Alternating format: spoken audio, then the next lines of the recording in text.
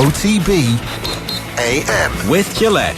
Get into your flow with the new Gillette Labs Razor with exfoliating bar.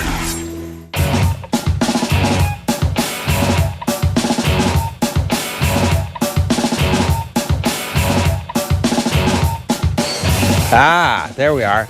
A very good morning to you. Welcome along. It's Monday morning. We are bright-eyed and bushy-tailed, slightly overawed by what was one of those weekends that hasn't really finished just yet.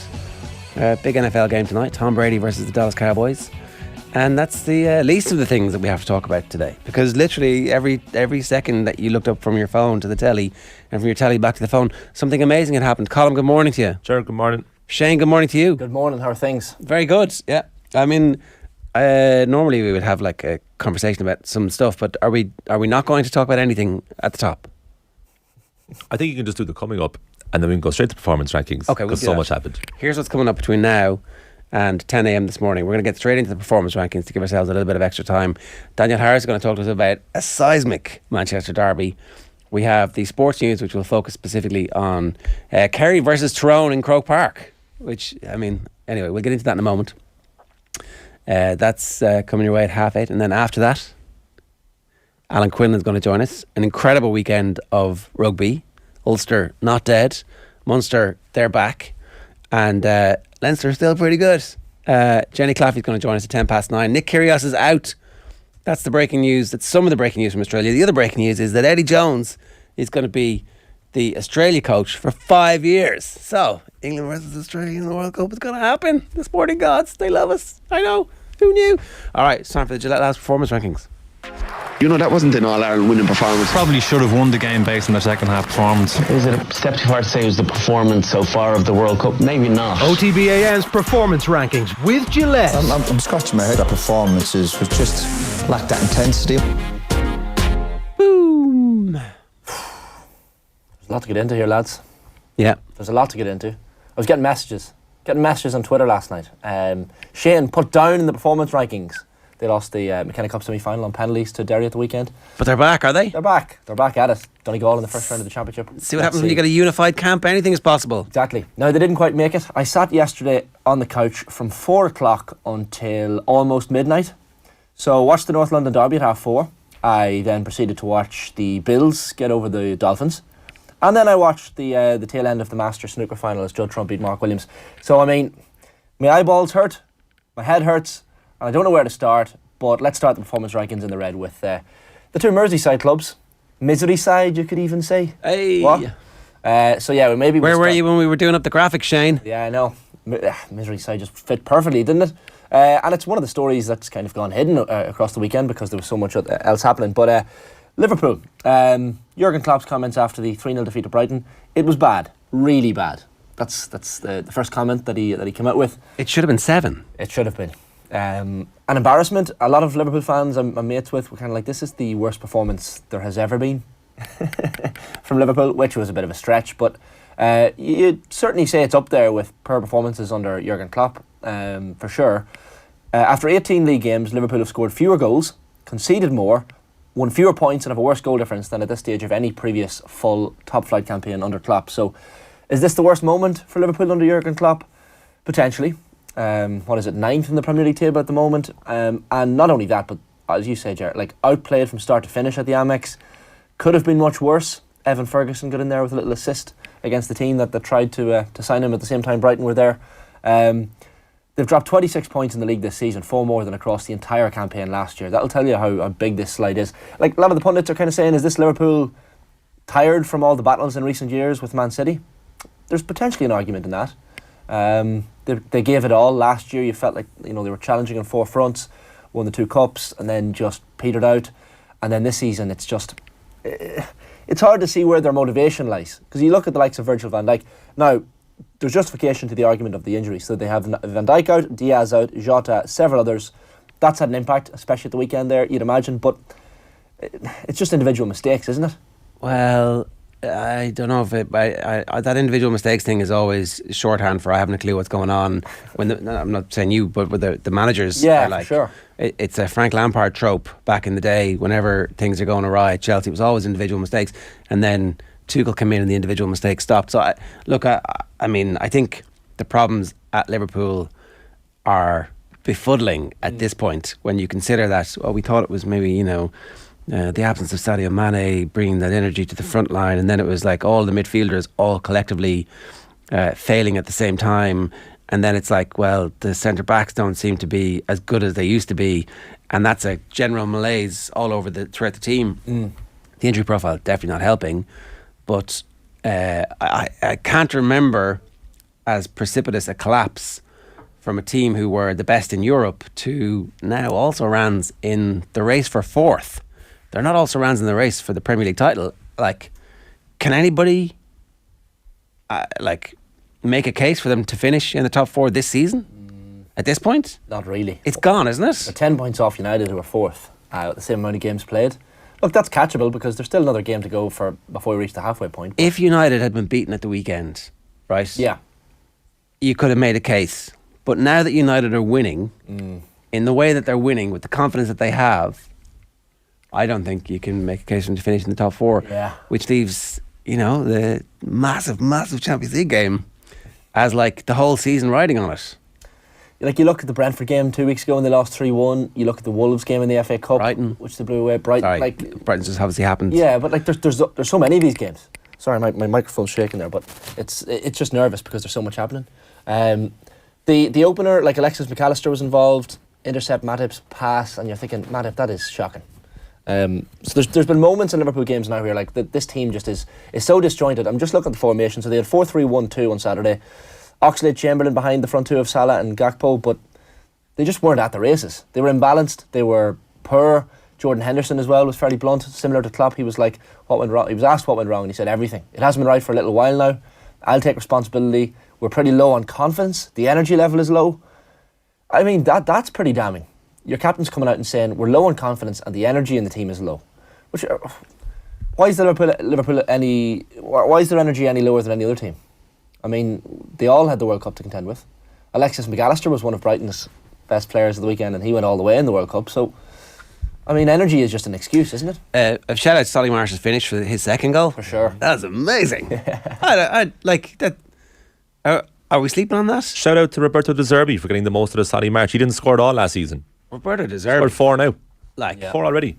Seriously, got like March and those kind of like handy enough players for Cardiff back in the day, and it was like, he was an okay signing for Brighton. Doesn't know our league. He's turned. I love that. I love when he sticks it to him. Do you know who originally got that? Marco Silva, when he first came to England as well, when he was Hull manager. One. Yeah, well, one of the big ones on a certain show castigated the appointment of this unknown Portuguese man who's now absolutely flying out with Fulham, and it's great to see with De Zerbi too. And obviously he's very good to our own boy up front too. And just watching the highlights back, even on was a match of the day, Jonathan Pearce, I think, did the Brighton Liverpool game. And he was saying, quite objectively, Evan Ferguson's making a serious difference to this Brighton side. Is Jonathan Pearce in that game after the match? He is, isn't he? It sounds like it. Well, I think all of this match of the day stuff is like, it's fantastically well written in hindsight. Too well written, almost.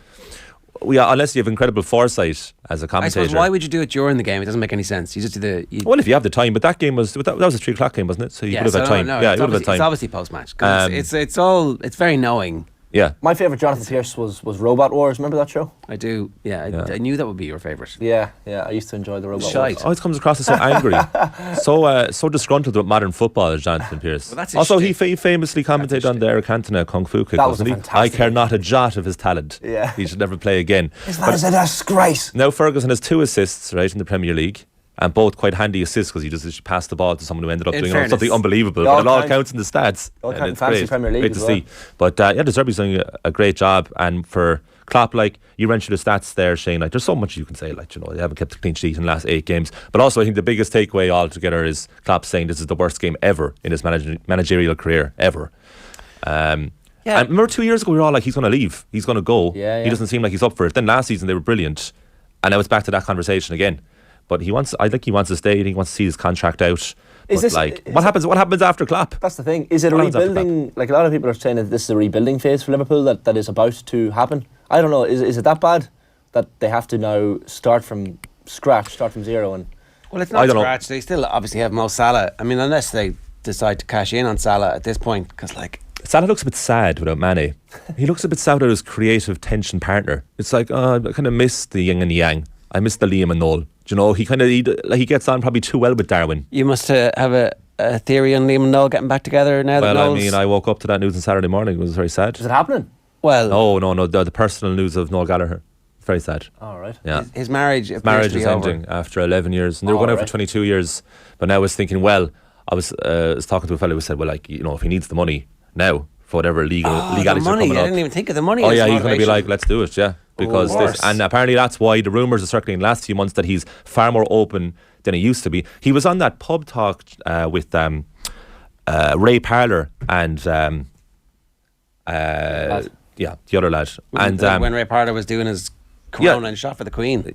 yeah, that yes. And anyway, he was on this, and then he was kind of open to the reunion, which he never was previously. And it all goes so because they were possibly going to actually divorce, and now. Oh, right, okay. But they're going to sell all their music in the way Bob Dylan did, right? Because they've reached that point where they can sell it for. He wants it for his kids. Yeah, he said he's happy to do that. So it's all adding up. So that could happen. That was Very A bad slight weekend. tangent. Bad weekend for Noel Gallagher, with City and Merseyside. When we move on to Everton, somebody has finally corrected the title there and moved it to Misery Side there. Hey. We should mention Everton while we're on Misery Side, very briefly.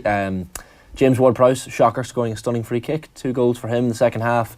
Southampton, we said it when they beat Man City in the Cup. Is this the start of it? Sorry, it was the League Cup. Is this the start of the Southampton turnaround? And, well, I mean, it was a quality win for them at the weekend, and a season of frustration for Frank Lampard and Everton continuing.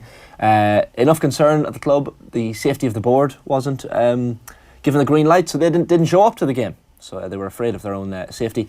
The fans were quite amenable to the Everton players at the end of the game, regardless of the result.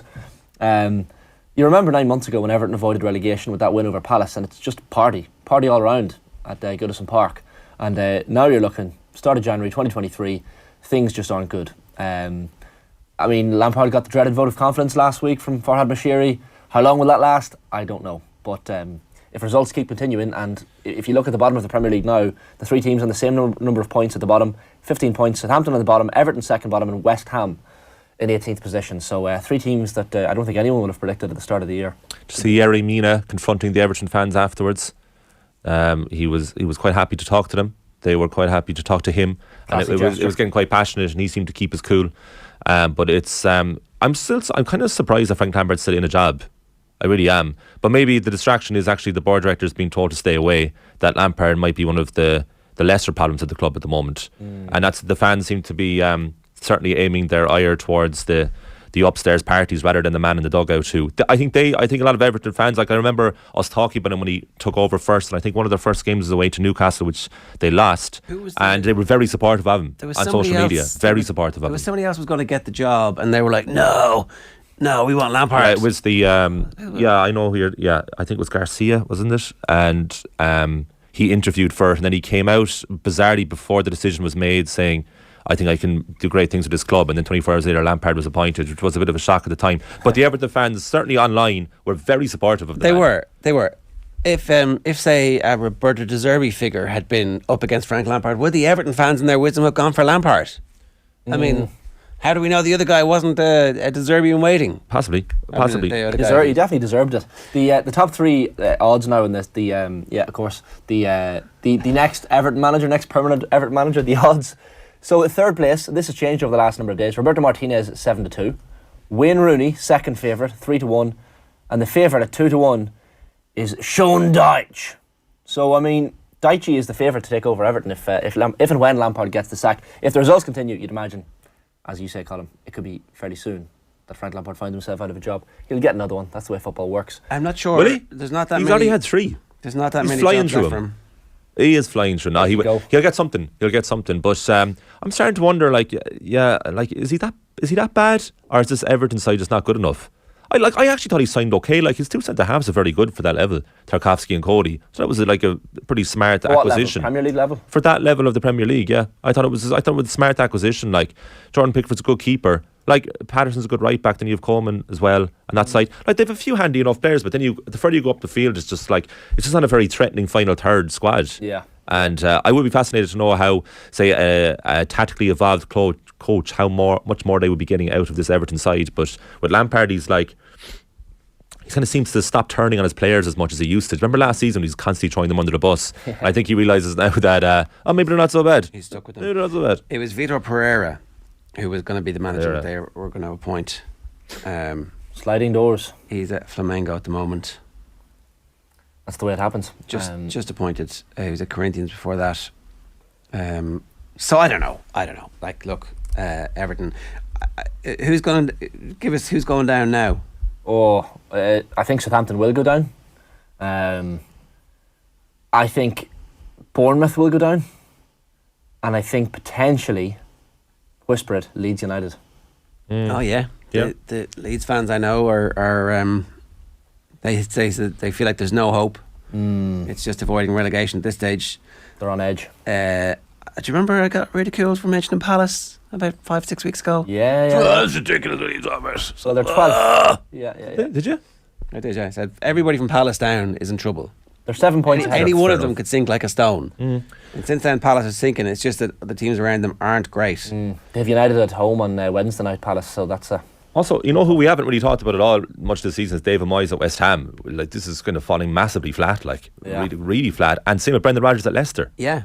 I mean, we could have any number of people in the red this weekend from the Premier League. It's a brilliant relegation battle, all the way from Palace down to Southampton. So you think your lot are okay in the 11th, Aston Villa 11th? Villa are fine. Not Villa are looking up instead of down.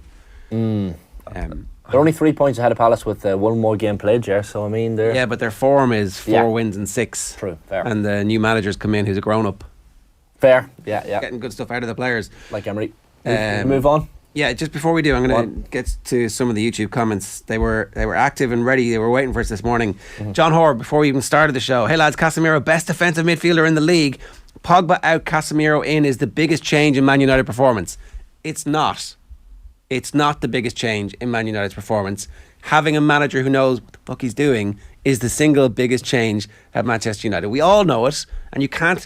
That's the starting point for everything, and it should be the starting point now for every single club. It's like, does our manager know what he's doing? Yes or no? If yes, proceed. If no, get rid and keep going until you find somebody. And so Everton should just get rid of Lampard. Like, they should just get rid of Lampard and say, right, that's done. We need to find somebody, and maybe then it'd be safe for the board to go to the games.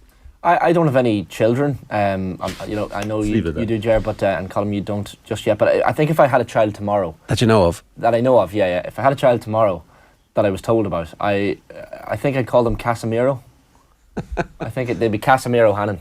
It has a ring to it, you know. Cristiano Fitzgerald. I was going to say Casemiro Fitzgerald. Yeah. Maybe, Casemiro Fitzgerald. Yeah, exactly. Yeah. Fergus Keogh says, has Klopp reached a sell-by date? And David Tomley goes, Klopp's 7-year itch. History has shown it. Lads, the 7-year itch. Marilyn Monroe moves in upstairs in the movie. That's what happens, right? And at the end, he goes back to his family. So the 7-year itch is just like a little passing fancy. It's not a real thing. And it's also 8 years. Who is Jurgen Klopps? Where's Marilyn Monroe in this? It doesn't work. Cody Gakpo maybe is Marilyn Monroe. One of the all-time great movies, by the way. If you haven't watched it, it's sensational. Perfect. Really? Yeah. That's just because Marilyn Monroe's in it. No, the writing is sensational. Yeah. Absolutely amazing. I saw The Apartment recently. That's a great film. Jack Lemmon. Oh my God. Love Jack Lemmon. It's brilliant. Honestly. Who's the lead? Mia Farrow. No, Shirley MacLaine. Oh yeah. Have her autograph at home. Do you? Yeah. Wow. Yeah. It's very good now. Jack Lemmon and Walter Matthau, the great double act, unfortunately died before I could write to them. I was actually cursing a lot of old celebrities when I was younger. I used to write letters to celebrities and they'd send back an autograph and within 2 weeks they'd be dead. Oh, so you were literally cursing them as opposed to killing them giving off. out about them. Yeah, right. yeah. Mum would be like, there's a letter in the post for you there. I'd open it and it was an actor who had already died 2 weeks previous, but it had taken 3 weeks for it to arrive. Wow. And I was like, this is weird. Do you remember the name? There was a few of those instances. Were you like sending little white powder to them? I remember being in touch with a baseball player for the Detroit Tigers. This pitcher, I think Mark Fidrick was his name, and he sent me a letter, signed a couple of baseball cards on baseball for me. I don't know. I went through a period of supporting the Detroit Tigers in the Major League, and he sent me 2 baseball cards back, and killed in a farm accident on his tractor, literally as the cards were en route to me. Oh, He's wow! only, like in his 50s, so it was right. like. There was incidents like that happening. I'm not saying I cursed them, but immediately increasing the value of the baseball cards 100%. Is what you were thinking. Well, yeah, that's the dark way of looking at it. He died April 13th, 2009. Mark Fidrick. Yeah. Remember it well? I remember it. You would have been late teens. What age was he? He was in his 50s, I think. 54. Madness. Shane sticks with 30. you. Yeah, well, that sort of thing sticks with you. Anyway, sorry, that's a tangent. How did we get there? Klopp, 7 year. Oh, sorry. Here, leaving for another few seasons, says Mark C. The Man United fans feeling themselves. They're loving this Liverpool story. It's not just the Man United are good, it's the Liverpool are terrible. It's perfect. Excellent win for Arsenal yesterday, says Mark Dunning. Completely outplayed them in the first half. Biggest difference was probably the performance of the two keepers. Ramsdale looked so assured. Lloris looked well dodgy. We're going to get to that, don't worry. We will. We'll move on to the next element of red, the next colour up, and City and Spurs. Again, we'll start in maybe order of when this game happened. Man City and the players not too happy at United's equaliser, Bruno Fernandes's goal and the offside that wasn't. Manuel Akanji, Kyle Walker, Jack Grealish, kind of coming around Stuart Atwell in the tunnel apparently after the match. Harry Maguire coming out of the United dressing room to appease matters. Scott McTominay getting involved as well, as McTominay tends to do. They just weren't happy. All this. What happened? Apparently it was just they were. It wasn't a fracas. It was kind of the City players with those three I named to the fore, surrounding Stuart Atwell and his officials. Darren Cann, of course, the linesman over on that far side that allowed the goal to stand. So they just surrounded him, complained about the goal, wouldn't drop it, and then the United players got involved to kind of calm them down and help them move away. But it wasn't exactly the Battle of Old Trafford and the Battle of the Buffet, but still, City not happy. In the moment, I was like, yeah, great decision by the officials, letting that goal stand. Rashford has not touched the ball. He was not involved in the play. But then in hindsight, I was like, okay, yeah, probably if that goal had been against United fans would have been pretty upset. So it was one of those moments you can kind of understand from City's perspective. Pep Guardiola on the sideline remonstrated and then straight away tried to get the City players back in focus, but it didn't work. United went on to of course, score the winning goal, and the rest is history. Is this not all a distraction from what's actually going on at Manchester City, all this noise from the match of the weekend? Because this game, again, they were very poor in attack. They only had 2 shots. Yeah. One of them was the goal. They Strange. were very poor, and it's a match of the day again. They did very good analysis of what's wrong with them in attack, and Ian Wright was pointing out Erling Haaland is doing everything right on his side, but the City players just aren't servicing him. So he makes brilliant vertical runs, essentially, that the City players just refuse to put him through. He's too good for them. And they're playing a lot of sideways and kind of diagonal passes where Haaland's kind of throwing his hands up in the air like Robbie Keane style back in the day, where he's now gone offside, so they have to regenerate the ball. But like Ian Wright pointed out, maybe a handful of occasions where Haaland was through one-on-one if the ball was played at the right time with the right accuracy, and it just wasn't. And they seemed a bit like, you've never really said much about Manchester City sides under Pep Guardiola that kind of lacked ideas a bit. They did. And when they went one up, I don't know about you, Shane, but it wasn't any great big fear based on how they were playing. I thought, okay, they might come into it, they might step on now a bit, but I really actually backed United to get back into the game. It's almost what United needed, the City goal. And then when they got one, you were thinking, well, the momentum is with them now. They're going to get a second. I actually noticed, maybe it's confirmation bias, but I thought in the tunnel before the match, Haaland looked, I'm not going to use the word nervous, but he certainly looked like the weight of the world was on his shoulders. This was the game where, of course, it meant the most to him probably, with the whole story about his dad, and I'm sure it's all floating through his head when he hears the Stone Roses come on and this is the one, and they're walking out and he's like, well, okay, I'm in Old Trafford now, I'm playing for City, this is a Manchester derby. I felt like he looked more nervous than he normally does before a match. Look, he didn't have the worst game at all. United kind of stifled him. I thought putting Luke Shaw centre half to kind of match him for pace worked. Fred had De Bruyne in his pocket for the first certainly 30-35 minutes at least. Now De Bruyne eventually gets the assist, of course, for City's goal, but the first while Fred is just a shadow of De Bruyne and he's given him nothing. And look, Fred does that job very well. He follows his man around, does a job like, I don't know, like Park Ji-sung or someone to that effect. But really, really good performance from United. But City, I don't think you'd be too concerned about City. Look, so losing to Southampton during the week was a warning sign. Losing to United in the manner in which they did was pretty poor as well. But you'd still imagine they'll be back. And Antonio Conte, after the match yesterday, saying it's a 2-horse race for the title. Completely dismissing United at Newcastle. You know what, Haaland, you've picked up on something there. I think when he cares too much, his performance has suffered. Ben Godfrey, remember the Everton game there a couple of weeks ago, finished 1-1. Godfrey's winding him up the whole game, and then Haaland finally got a free kick and started like wildly gesticulating to the crowd, come on, and he was kind of quiet after that. And I think, but I think this is his first time playing at Old Trafford as well. I think it would have been. Yeah, certainly as a City so player. yeah, I mean, he probably thought this was going to be the day, and he probably had a celebration planned and was thinking too far ahead. But the best Haaland is the objective one, the cold one, who just kills people. But he didn't look cold to me before the game. He looked nervous. Now, I'll tell you what though, that Bruno Fernandes goal, grateful but just never stood. I mean, Great finish. You can't allow that goal happen. I don't understand the rules anymore. You just can't. It's I mean, he 100% interfered with play. Well, like 100%. There's been this mad controversy in American football ever since Des Bryant last week, 5-6 years ago, made a catch at the end of the game which would have won the game for the Dallas Cowboys, and was it's a catch, and then they went upstairs and the VAR basically equivalent was like, oh no, that's not a catch because it wasn't a football movement. And since then I remember listening to somebody going, if 100 people are in a pub watching the game and they think that's offside, it's offside, right? Because that's like, everybody should be able to understand the rules. The joy of football used to be that it was so easy that everybody watching could go, yeah, I understand exactly what's happening here. And that's gone because, like, you know, I mean, technically, apparently, by the letter of the law, it's all perfectly fine. Like, but it shouldn't be. And but these rules were altered for the right reasons, right? It was to improve the game. That they thought, well, look, there's a bit of injustice here with the offside, so we're going to try and benefit some party. But the traditional rule was you benefit the attacking play, and it was. I don't remember offside being such a huge debate 10, 20 years ago. No. I just don't remember it being a big deal. The same way that players are absolutely obsessed with handball now. If there's any idea at all of a handball in the penalty area, everyone goes mental. And I don't remember that being the case a long time ago. Well, they changed that rule too, and then they've changed it back again. Yeah, so there's almost a priority given to set-piece winning rather than playing football. And that is because of the rules. But the idea was right in the first place, but the execution of it, it's frustrating. We got to keep going. Yeah, we'll come back to this. Right. We'll mention Spurs briefly. Hugo Lloris is shite, and I think there's not much else to be said. He palmed the ball into his own goal, and Spurs did a Spurs. If Bob Dwyer's watching this morning, you can let us know what you made of that. But really, I mean, it was about Arsenal's performance for the majority of the early part of the game.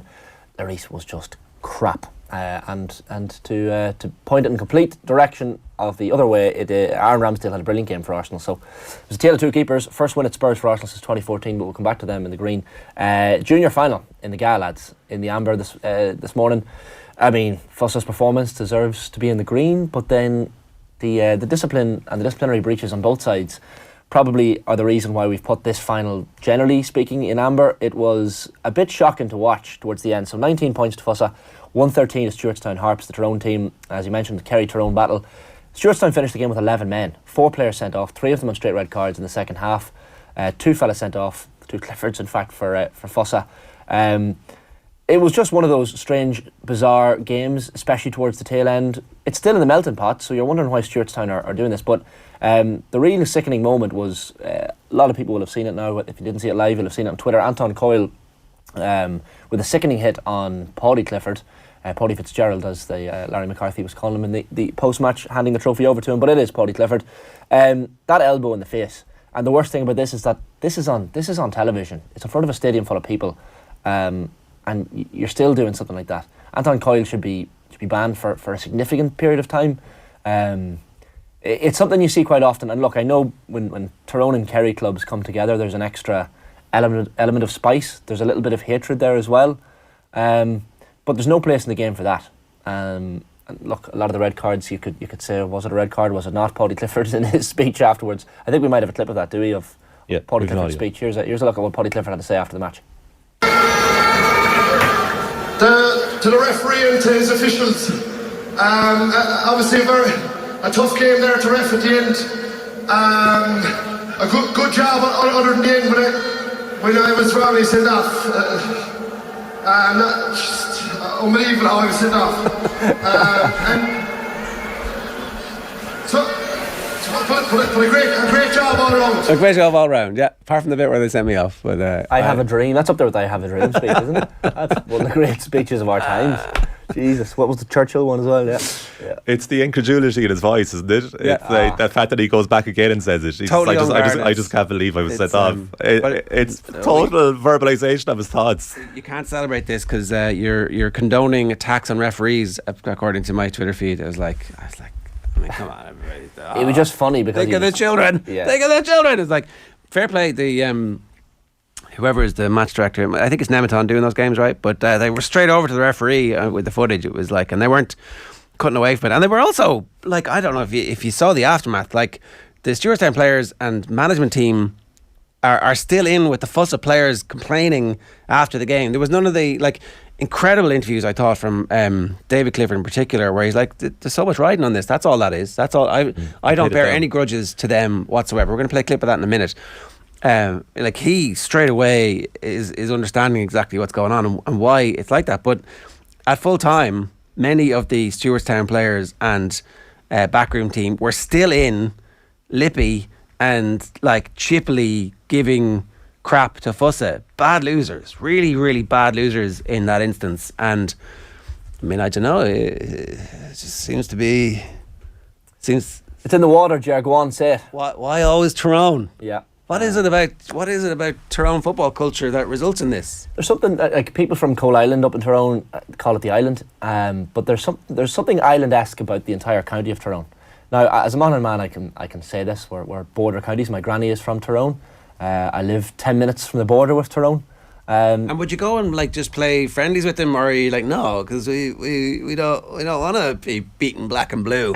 They're often. We don't want our girlfriend's numbers written on the Yeah, and sometimes there aren't many friendlies considering the geographic proximity. You know, you might choose teams from Fermanagh or from Armagh for an easier life.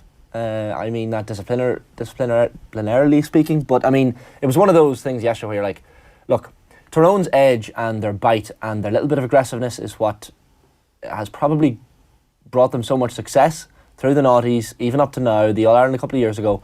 But there's also elements of this in the club game that's fairly disgusting in Tyrone. Let's be honest. The thing is, right, it's not the bite that won them the All-Irelands. It's the quality of the football that they played. Yeah. And the bite. Like, the bite is the bit where... siege mentality though, maybe, I'm saying. Well, but no, this is completely over the... They completely lost the run of themselves in that game. And how many times have you seen it? You saw it last year in the Championship. When the game was going against them, it was like, red cards all round. Because there's against Armagh in the league. That's just a bad culture. Yeah. Like, there's something... The bit that makes you a great footballer is not the bit that makes you a thug. And I'm not singling out any of the individual things yesterday, right? But there's an element of thuggery involved in like completely losing the run of yourself and then getting into these brawls. But like, there's always somebody else's fault. It's always somebody else's fault as well.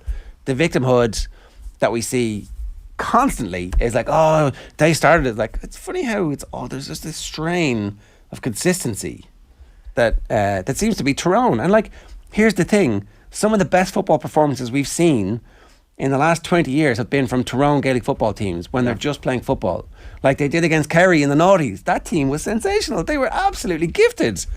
Now they might say that it was the forge of club football that turned them into a team who were capable of doing what they did to Armagh and to Kerry. I don't know, but like, this stuff is nonsensical and it's completely self-defeating.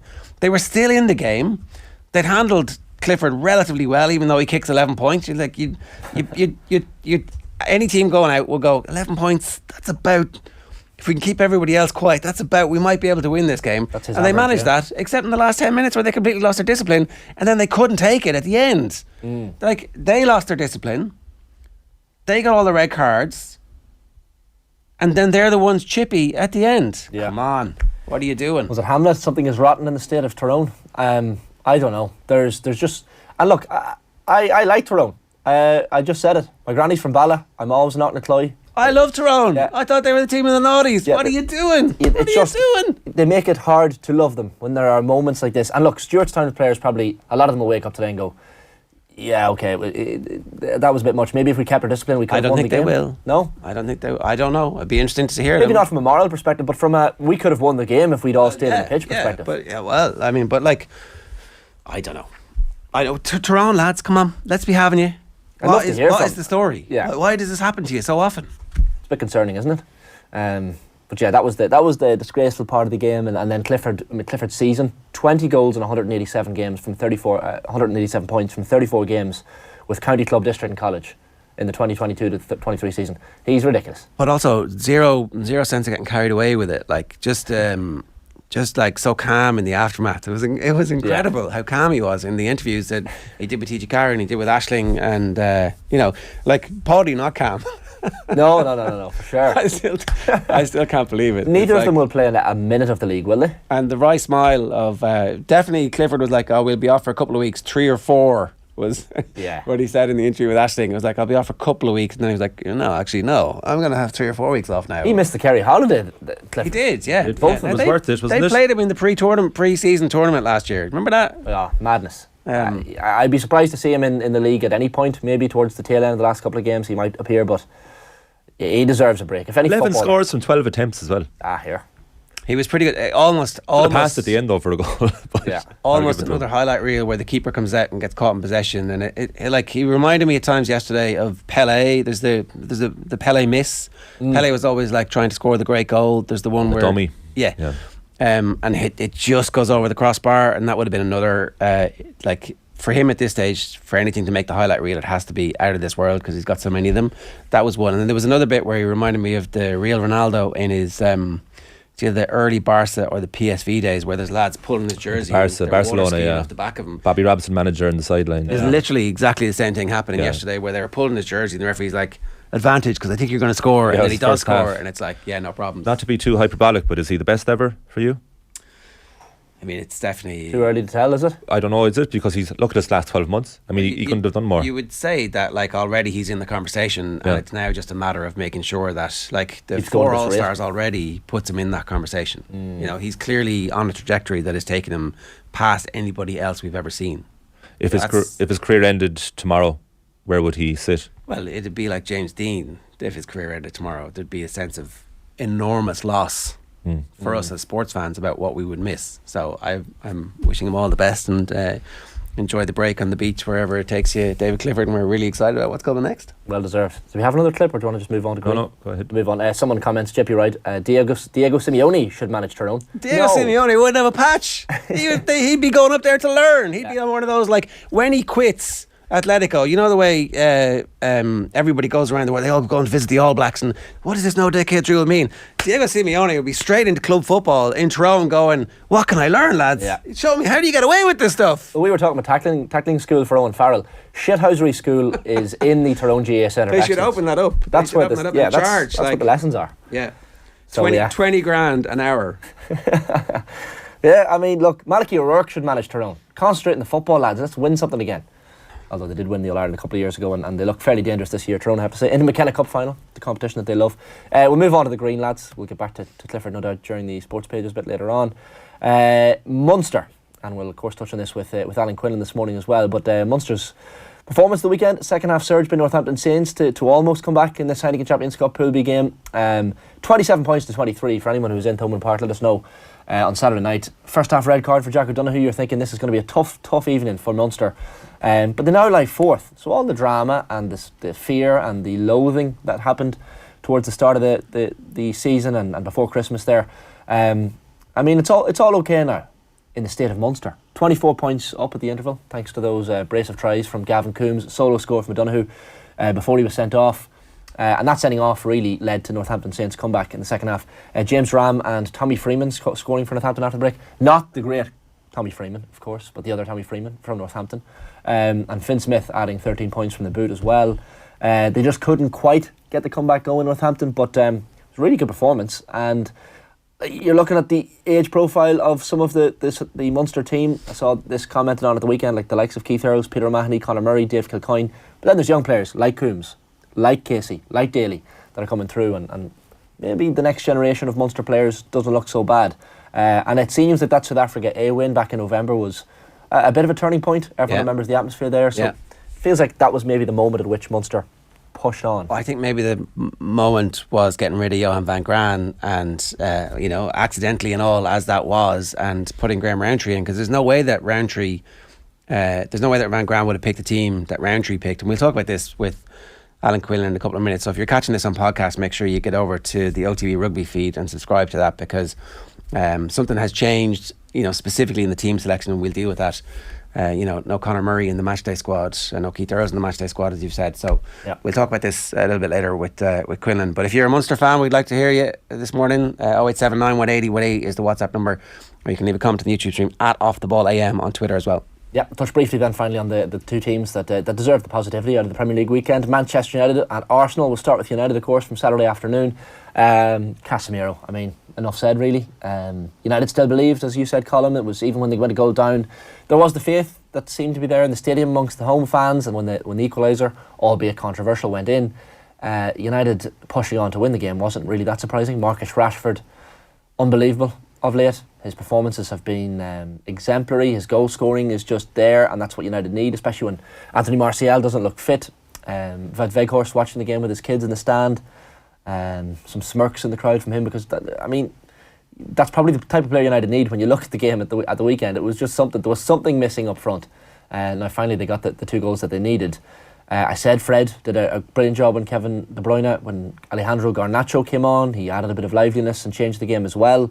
But overall, excellent performance from United, I think we'll all agree. And I don't know if they're in the title race yet. I don't think they are, but certainly they're making themselves more comfortable in terms of that top 4 battle. And if they can add a trophy to their ranks this season, the first since 2017, it will be a successful season. Arsenal then, top of the table, and deservedly so. Saka caused all sorts of trouble down the right-hand side yesterday in the North London derby. Lloris shoveling the ball into his net probably helped for the opening goal. Thomas Partey almost scoring one of the goals of the season with that strike off the post. Oh my God. That was just incredible. It nearly broke the stanchion, like. It's made an involuntary noise. He hit that. Yeah, I think we all squealed. He has that in him. He scored a screamer against Spurs in the reverse fixture. Yeah, he only scores screamers. You're getting grief for not having Newcastle in the green. They're the United you're talking about with United in. That was like Mitrovic's thankfully double strike Mitrovic's penalty. Bodevine's ending impression. Yeah. So his little slip.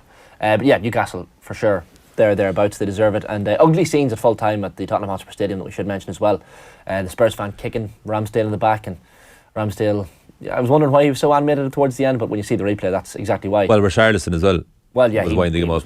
Arteta did a good job. Did anybody hear Richard Keys on that? No. On Arteta? Terrible take. Did you see this? Yeah, ridiculous. Keys suggesting that Mikel Arteta started it all with his demeanour on the sideline. This is a historical A couple of weeks ago. Yeah. No, but also in the game he threw the ball away when Kulusevski was trying to take a quick throw and smirked, and after that there was a bit of needle. Sure, and Richard Keys is suggesting that went all the way to what happened with Ramsdale. Look, I think that Richard's a confident man in his own abilities. Set a tone, and there are repercussions for your tone, but he did also calm it down. He did get Xhaka out at the end. He did get Ramsdale out at the end. He did run into the middle of it and insert himself, which he obviously likes. I think the fan ruined it. It's the perfect scenario for him, because there was an act of solidarity between both sets of players once the fan got involved. If the fan stayed away, it would have been great, because it would have been Arsenal versus Spurs all over again. Bit of juiciness. All right. Anything else? That's all I think. United and Arsenal deservedly in the green, lads. That is this week's version of the Gillette Labs Performance Rankings. OTB AM's Performance Rankings with Gillette. We're live every morning in association with Gillette Labs for an effortless finish to your day. After the break, we're talking about the Manchester Derby with Daniel Harris. First, here's David Clifford himself speaking with our own Aisling O'Reilly at Croke Park after Fuss's win. It was madness at the end. Can you talk to us a little bit about that? There was 6 red cards out there, 2 for Fossa. Obviously yourself, you picked up 1. Paddy picked up 1. What was it in the end, I suppose, for you? We're getting a lot of treatment out there. Look, I wouldn't say that. Mine was a second yellow. Sure, look, I think anyone in the world would take that foul to try and stop them from going on a counter attack there. Not sure what Paddy's, no, to be honest, but look, there's just so much emotion involved in the game. It's just desperation. Look, fellas are doing things in the right spirits. You're going in maybe to make a hit, to connect on a ball maybe, and look, if you mistime it slightly, the way fellas are built now, it's probably going to look worse when they're moving at so much speed. So they put it down to. And it was 4 red cards for them, so I suppose in the end maybe they lost their heads a little bit. As you said, a lot of emotion goes into it. Exactly, yeah. Look, it's difficult, I suppose. Look, if you put yourselves in their shoes, you're up at half time, and you can feel things starting to slip away for you. You'll do anything to try and turn the tide. So again, like I said, it's probably just I don't even know, whatever, lunging into a tackle or whatever. Look, I suppose if someone didn't watch the game, will probably look at it and say, geez, that must have been a nasty game. But it wasn't really like that. I think there was good football played. So yeah. Brilliant football. It was such attacking football. Both teams were defending so well. So exciting to watch. I think anyone that came into Croke Park today, they really got a good entertaining game. Yeah, I suppose you'd hope so. Look, we were very conscious of the fact that they just came down from intermediate. And look, we were possibly a team that are maybe on the up a small bit, so we knew that it was going to be at a good level. But yeah, just to get over the line is brilliant, yeah. Yeah, what a year you've had. I know we're in 2023 at the moment, but 2022 for you was pretty much the perfect season, and now it's sort of like a cherry on top. Yeah, exactly. Yeah, look, I suppose it's a season like no other, really.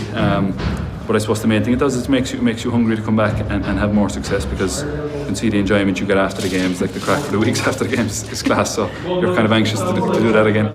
OTB AM. This is OTB Sports Radio.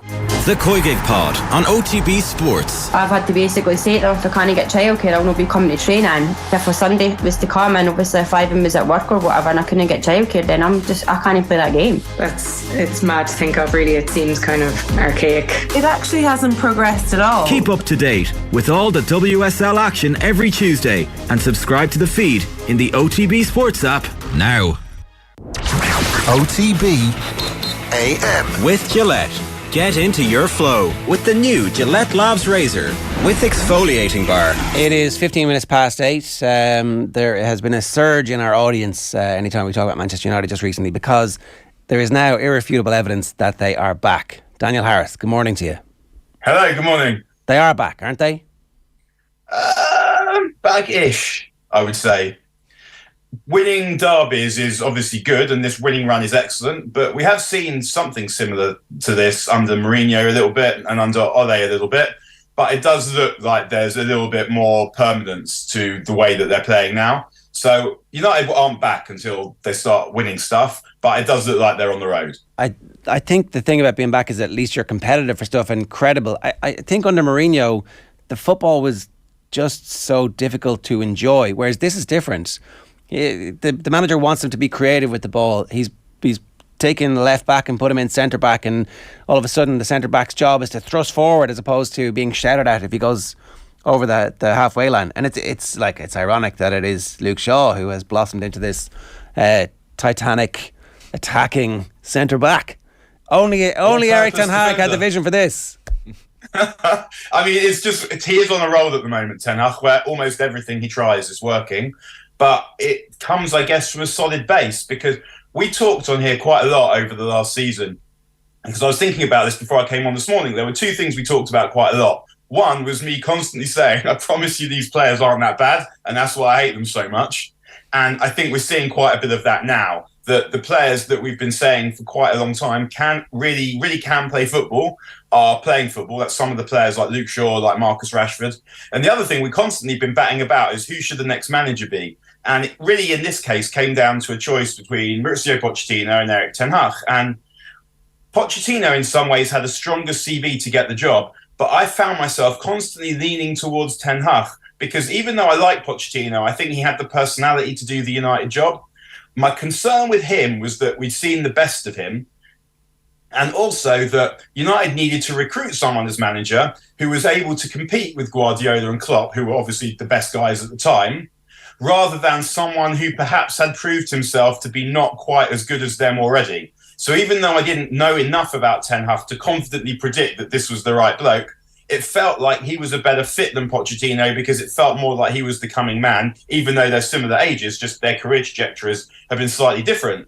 And what we've seen from Ten Hag, more or less, is from when he joined until now, apart from trying to sign Marko Arnautovic, which was very bad behaviour, and what he had previously said about how he'd be happy to work with Mark Overmars again, he has done this job almost perfectly. It took him 2 games to get going, but then after that, in those 2 games, United was so dreadful, he more or less earned himself the political capital to do whatever he wanted with the team. And almost everything he's done since then has gone well. He picked the wrong team against City when United lost 6-3 in the first derby of the season, but it should also be remembered that City were 10 out of 10 that day. This City team may go on to win all sorts of trophies and never play better than they did that day, but Ten Hag still picked the wrong team. But other than that, he's been almost perfect. The turnaround's been pretty quick, Daniel. You remember earlier this season, United were 4-0 down at half-time to City in the league and ended up losing 6-3. And yet, even when they went a goal down on Saturday afternoon with the Grealish header, you're thinking, this game isn't over. That's a cultural shift, and it's an attitude shift that's brought about by Ten Hag, surely, because even when they went a goal down, you just felt that United were still in this game. Yeah, perhaps. Yeah, I mean, even under Ole, actually, to give him his due, United got themselves into trouble all the time and ended up having to chase games, particularly away from home, where they went on that long run of not losing away from home. They were behind in so many games. But I think what was different was the reason they were behind in all those games was that mentality you talked about. They didn't start games in the proper manner. Whereas what happened against City was they played well throughout the game. But if you play a team as good as City, there's going to come a time where City are in the ascendancy. And what happened was when United were in the ascendancy, they didn't score. And when City were in the ascendancy, they did score. And that can happen. That wasn't indicative to me of poor mentality. Whereas when United were constantly coming from behind under Ole, the fact that they were behind in the first place reflected indolence and lack of fibre. And you're right to say that Ten Hag has given them some vertebra. And confidence breeds confidence. And the more they win, the better they play. It's a virtuous circle. And that's what you're seeing from United now. So when they go behind, they know that they don't need to panic because they trust the manager. They trust what they're doing. And I think most importantly of all, it means that they trust themselves. That when United beat Liverpool early in the season, and that was the third game of the season after they'd been battered in the first two, Ten Hag gave an interview afterwards. And the thing that he really kept drilling was these players are good. These are good. This is a good team. They just have to have the confidence to believe in themselves. And that's someone like Ten Hag, who's a technocrat. That was what he was kind of known as. He's the bloke who's going to coach the players and get United playing modern football. But even someone like that who is into when the ball's here, you've got to be there. And that kind of modern, quite choreographed almost way of playing football to a certain extent. The thing that he knew was most important about these players was mentality, because the players are good.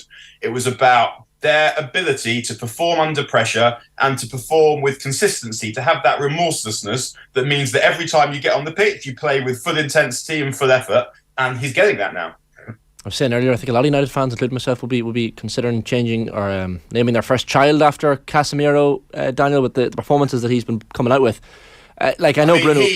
Yeah, sorry, I thought you finished. Go on. No, Bruno Fernandes picks up the man of the match, but Casemiro seems the common denominator in all these United performances. Yeah, Casemiro is the key player in this team because he is the thing that has been missing from this team for years. I've been banging on probably for 5 years now that United needed to have this kind of player. And I think one of the biggest mistakes that Ole made, he was particularly in his signings. His signings weren't great, but there was that summer where he spent 85 million quid on Maguire. Even if Maguire had been Franco Baresi, what a sentence that is. Even if Maguire had been Franco Baresi, the more important move was to sign someone for that position because you can hide a good defence if you've got the ball. City have doing it for years. I'm saying their defence is rubbish, but their defence has always been the weakest part of every Pep Guardiola team, and they always managed to hide it by keeping the ball. United been unable to do that, so it meant that they had no midfield, which meant they were inviting pressure, and that was much harder to hide, the fact that you don't have a midfield. And putting Casemiro in there has given you, number one, it's given you a player in that position. But again, back to the mentality, if you're a United player, if you're whoever, at Stock with McTominay, Fred, and you look around and you think, Jesus Christ, there's Casemiro next to me. It fortifies you with a level of confidence because this is a guy that knows what to do. He's a very serious footballer. And also, you don't want him to think that you're an indolent idiot. You want Casemiro to think you're good. And the fillip that has given the team because they'll read the papers as well, and they're seeing that maybe it's going to be Rabiot who's coming in. And then all of a sudden, it's not Rabiot, it's Casemiro, one of the greatest players in the world, who has not just the ability to help control the game of football, to always do the right thing at the right time. But you can see he's got that personality. He's got that compelling, enveloping. It's almost like a football personality, like an old school football personality. So that when United score, he's one of the ones who's in the crowd leading the cheering. He's someone who almost, like that header he scored at Chelsea in the last second. It was an amazing header, but he almost personalitied that in.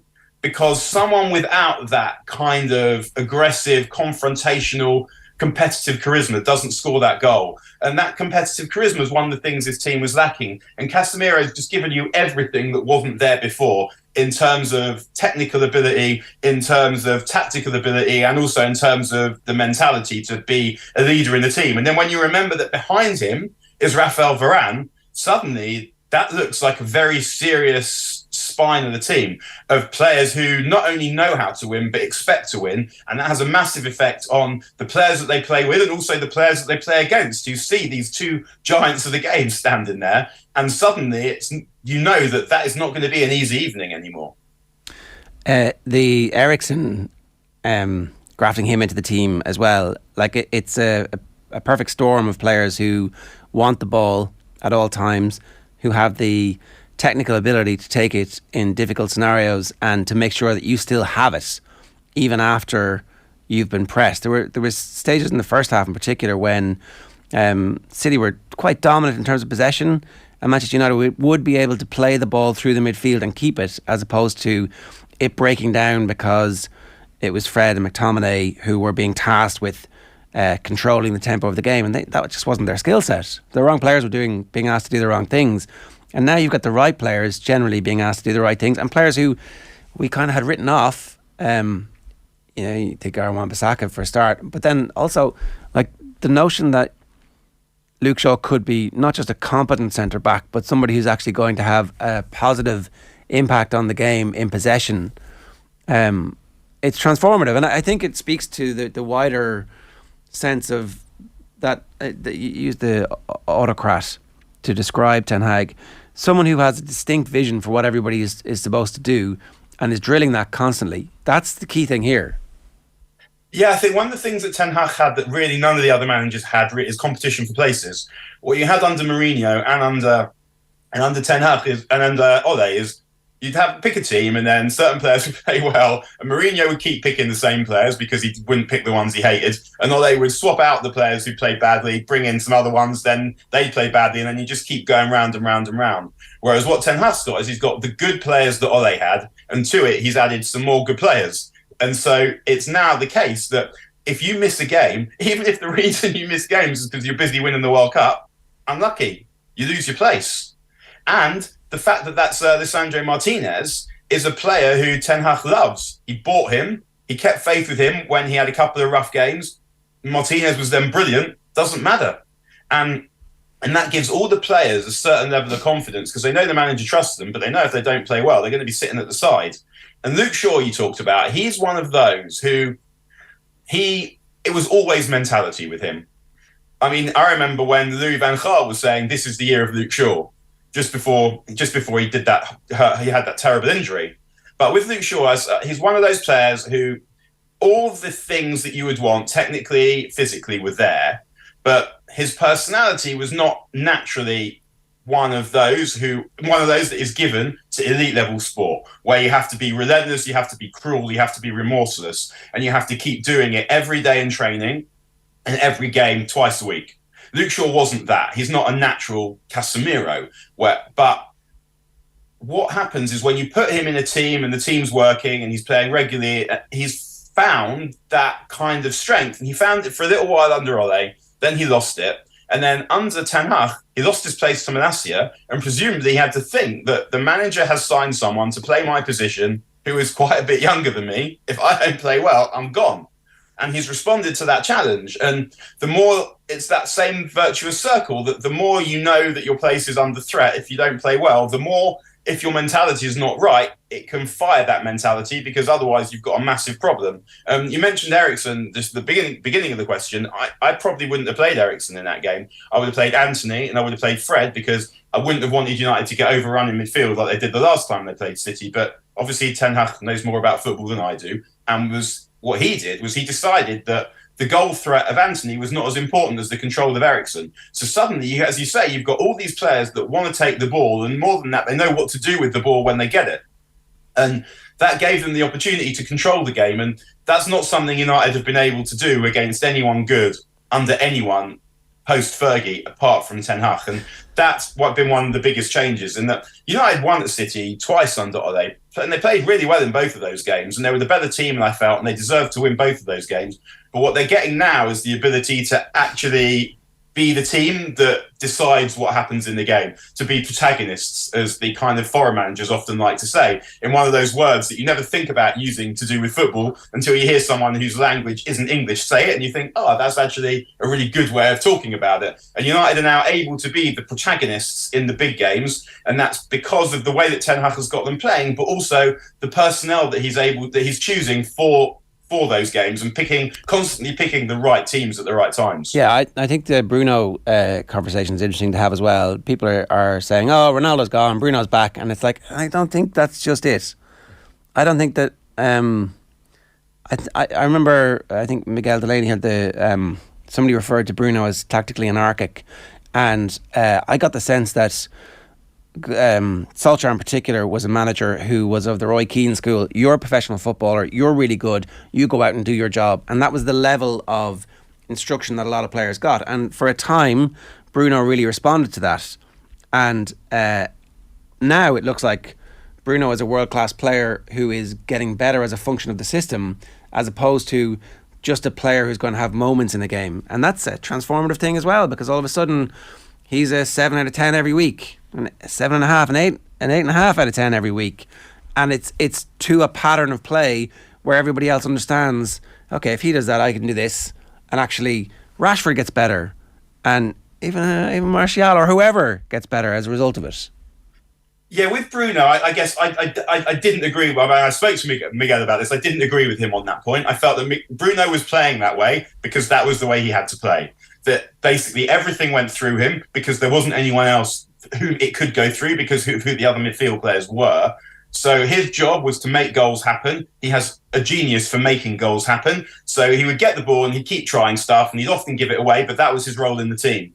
But quite soon after he joined United, I listened to a podcast. This is such a ridiculous thing to say, so bear with me anyway, where he talked for the best part of an hour and a half, I think, about football. It was the United official podcast, saying that he wanted to play as an 8, but when he finished, he felt that he'd also have the ability to play as a 6. And he's so intelligent in the way that he talks about the game and the way that he thinks about the game. And also when I watch him play, like his understanding of space, his ability to play killer passes, to arrive in the box at the right time. I found it really hard to believe that playing as a number 8 rather than as a number 10 was beyond him, because football is not that difficult to understand. And it felt like just hearing him talk about it, and not just hearing him talk about it, but hearing the way he talked in general in his second language, made me think that this is an intelligent, driven, charismatic bloke. There's not a chance that in a different team that functions differently, he wouldn't be able to do a slightly different job. All he needed was a more defined structure and better players around him, because the stuff he could already do the difficult stuff that most other people couldn't do. What he needed to do more of was just the stuff that keeps it ticking over. And I couldn't understand why it would be the case that he couldn't do that if that was what was required of him. And what we're seeing now is that is the case, that he's now more of a number 8. He doesn't have to create everything that the team creates because he's got other great creative players around him. He's not the whole team. He's the leader of the team and he's a functioning part of the team, but he's not tactically anarchic at all, I don't think. That he will still try stuff, and I'm sure there'll be times where I still watch United and it's like, come on, Bruno, don't do that. But he's not trying to play the killer ball all the time because the team isn't reliant on him doing that in order to create stuff. And because he always had that drive and that work ethic, I always felt that he would have the ability to just play a slightly different position, because I felt that he had the game intelligence to do that. And I think that I'm not right about everything, but I guess I feel like I was probably right about that one, because that's what we're seeing from Bruno. And he was excellent again the other day, and he's been really good in... One of the criticisms of him previously was that he didn't do enough in the big games. And I think that was wonderful. I mean, you can blame him for that, and I think that's fair. But one of the reasons he didn't do enough in the big games was because United had so little of the ball in the big games that he ended up a lot of the time just trying these Hail Marys all the time, because he knew that he wouldn't get enough of the ball, that he could just keep the ball moving, because United didn't have the ability to keep the ball moving. Whereas now in these games, he can just play some continuity football as well, because he knows that the opportunity is to make goals happen, which is still his principal job. That will happen. And even though he is a slightly different player now, I think he's still created more big chances than anyone else in the league. And so that feature is the most important thing. Can you make goals happen? And that never leave him. But as you say, he's now doing all the other stuff as well. And he's a brilliant footballer. And I'm not surprised to see it. I don't know what to say. He's a brilliant footballer. Briefly, Daniel, on Anthony Martial, like you mentioned, Ten Hag's, I guess, aversion to remorse, and that was something we saw with Ronaldo and with Pogba, with Lingard, and with some of the deadwood in that team. Anthony Martial's attitude at the weekend, he wasn't chasing down balls, he was getting a bit of slack from fans. I don't know how fit or otherwise he was, but I mean, he was clearly deemed fit enough to start the match. But he was just... his performance was terrible on Saturday, and it's been a recurring theme of recent weeks. You see Wout Weghorst sitting in the stands as well, ready to go from this week. So do you see Anthony Martial having a future at Old Trafford? I don't know. I would say that the way Ten Hag spoke about Martial in pre-season, he really liked him. And I think that's partly because Martial is a lot of what Ten Hag wants in a striker, just a kind of all-purpose centre-forward who, in theory, has some pace, can come short and hold it up well, can run in behind, decent finisher, can run with the ball. The best version of Martial can do all of those things. I think even the best version of Martial, United ideally would still want someone who's a bit better than he is, but he's a lot of what Ten Hag wants in the centre-forward. Now, I can't comment on how fit he was at the weekend, and maybe he wasn't fit enough to press in the way that Ten Hag wanted, and that's not his fault. He was picked. Maybe he did his best, maybe he didn't. But obviously with Martial, there's a course of dealing where he doesn't quite do the things that he should do because he just doesn't. He doesn't have the intensity that is required. So, yeah, you mentioned Weghorst. I wouldn't be at all surprised to see Weghorst start against Palace because he's been playing, he's fit. I think he scored last weekend. So I think that Martial has a problem because he hasn't done very much, as you say, since coming back to retain his place now that there's an alternative to him. So he might get another go if Ten Hag thinks that it's a fitness issue, but if he thinks it's a commitment issue, then I think we'll see Weghorst in midweek, and if he plays well, we'll see him stay in the team until he doesn't stay in the team. Are City good enough to recover from this? Is there an obvious sign that they will be able to recover from this? Yeah, of course. City are the only team in this title race. I mean, who knows who's even in the title race, but who we know can peel off 13 wins in a row if that's what it takes to win the title. We know that City can do that. I've been saying for several seasons now that the best Guardiola team, I think, he's had at City by far was the first team that he won the league with. In the kind of fantasy matches that we have in our heads, I think that is the best non-United team of the Premier League era, and definitely the team that I would be most trepidatious about the 99 team or the 08 team facing. I think that was a brilliant team. The current team, and the one that has been winning leagues over the last couple of seasons, I think is a good team, but they're much easier to get at than that team were because they're not as dominant in midfield. They don't have Fernandinho, they don't have David Silva, they don't have Sergio Aguero. Now they've replaced Aguero with Haaland, but they don't have the same midfield control, which makes it easier to get at the back four that has always been a little bit dodgy. But because they have a goal scorer who scores in almost all the games, and they have the knowledge that when it comes to the clutch, they can do it. They'd still be my favourites to win the title, just about, but they're under quite a bit of pressure now. If they drop points again before Arsenal do, then they're in really big trouble. I mean, if United beat Arsenal at the weekend, then obviously things change again. But I do think that City are just about favourites to the league. Their best is the best. The way they played against United is probably a level of football that is beyond all the other teams in this league, and probably quite a little bit beyond that. But what they're not doing at the moment is making sure that they win games when they're not playing well. And Arsenal, you've got to say, the run Arsenal have been on is incredible. The amount of points they have this season from the amount of games is incredible. And you have to congratulate them for that. They benefited from a really easy start that allowed them to play themselves into form. And I think that's important, particularly with a team that is still kind of forming.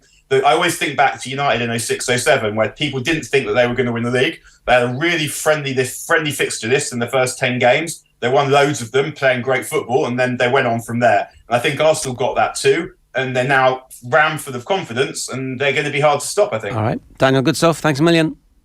No worries. See you again, everyone. Daniel Harris giving us his thoughts there this morning. If you've got views, we'd love to hear from you. 0879 180 180 is the WhatsApp number.